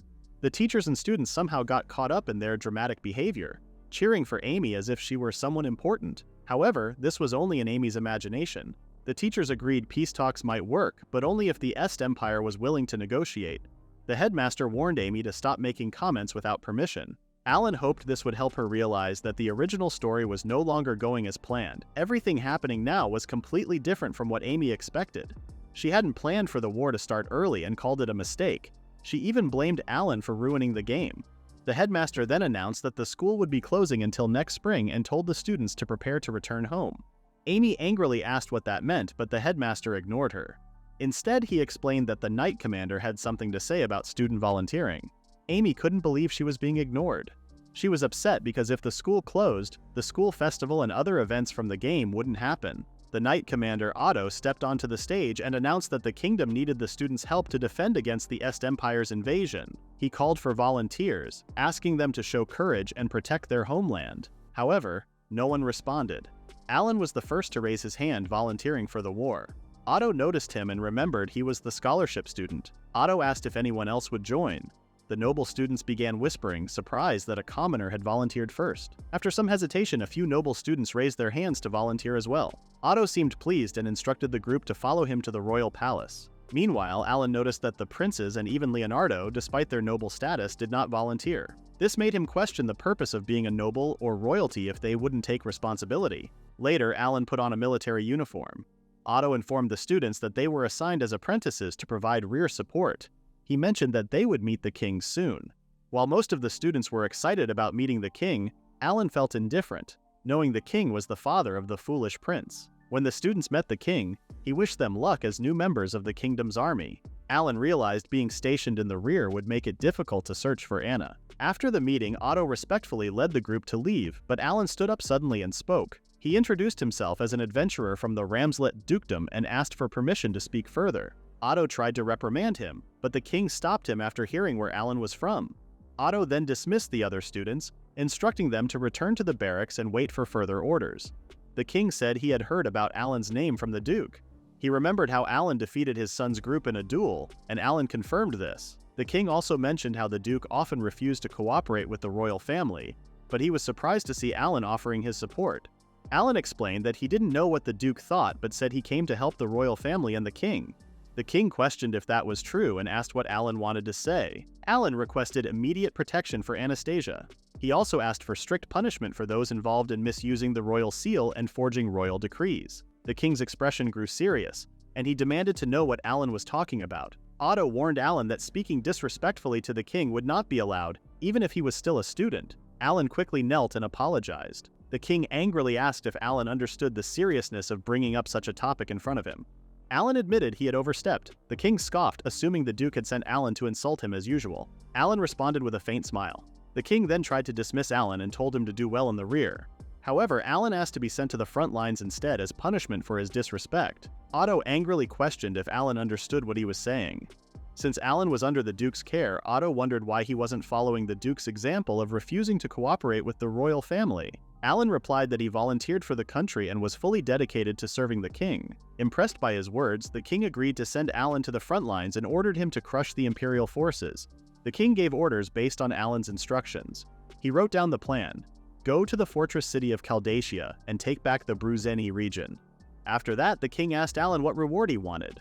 Alan replied that he would ask for a reward after defeating the imperial army. Otto felt insulted, but the king found it amusing. The king then decided Alan could have gold, a title, women, or anything else he wanted, but only if he won. He ordered Alan not to return unless he was successful. Alan accepted the command and promised to do his best before excusing himself. After Alan left, Otto asked the king if it was okay to ignore Alan's disrespect. The king said it was funny how the Duke couldn't control his dog and ended up being bitten. He added that Alan was skilled even though he was a commoner. If Alan died, it wouldn't matter. But if he returned alive, the king wanted to make Alan his servant. As Alan walked back to the barracks, he remembered his planning with Sebas. Sebas had warned him about the king's personality. Alan had been nervous about acting rude on purpose, thinking he might lose his head. Sebas assured him the king wasn't foolish enough to kill a student, even if he was foolish in other ways. Alan realized that Sebas's risky plan had actually worked. Now his next problem was figuring out how to tell his mother about being drafted. At home, Alan told his mother about the war during dinner. He assured her that students were only given simple tasks in the rear. His mother understood, but she still looked sad. Alan tried to bring up Anna, but his mother spoke first. She already knew how much Alan liked Anna, and she also knew Anna felt the same way about him. When Alan asked if it was obvious, his mother said it wasn't, but she had guessed from the letter they received about Anna and the meal invitation. Even though his mother didn't want him to go to war, she wished him success since it was for the sake of the Duke's daughter he loved. She told Alan not to worry about her and to focus on saving Anna instead. She also reminded him to keep his priorities straight and think about what was truly important. Her words stayed in Alan's mind, and he realized his most important goal was to save Anna no matter what. Alan later visited the Skydragon couple to explain the situation. This time, Melissa was furious and wanted to kill the prince. Jerome had to calm her down and suggested wiping out everyone in the royal palace instead. Alan quickly warned them not to do that, as it would make humans turn against them. He explained that he only needed their help to find Anna. Melissa was concerned about not helping Alan in the war, but Alan said it was the humans' problem in the first place. The dragons thought Alan was too kind for his own good. Melissa promised him not to worry. They would find Anna no matter what. Jerome, worried, told Alan not to die. Alan reassured him, and the dragon couple flew off to search for Anna. As Alan watched them leave, he knew it was time for him to head to the front lines. That is the end of the recap at Chapter 34. Please look at the pinned comment about the next part.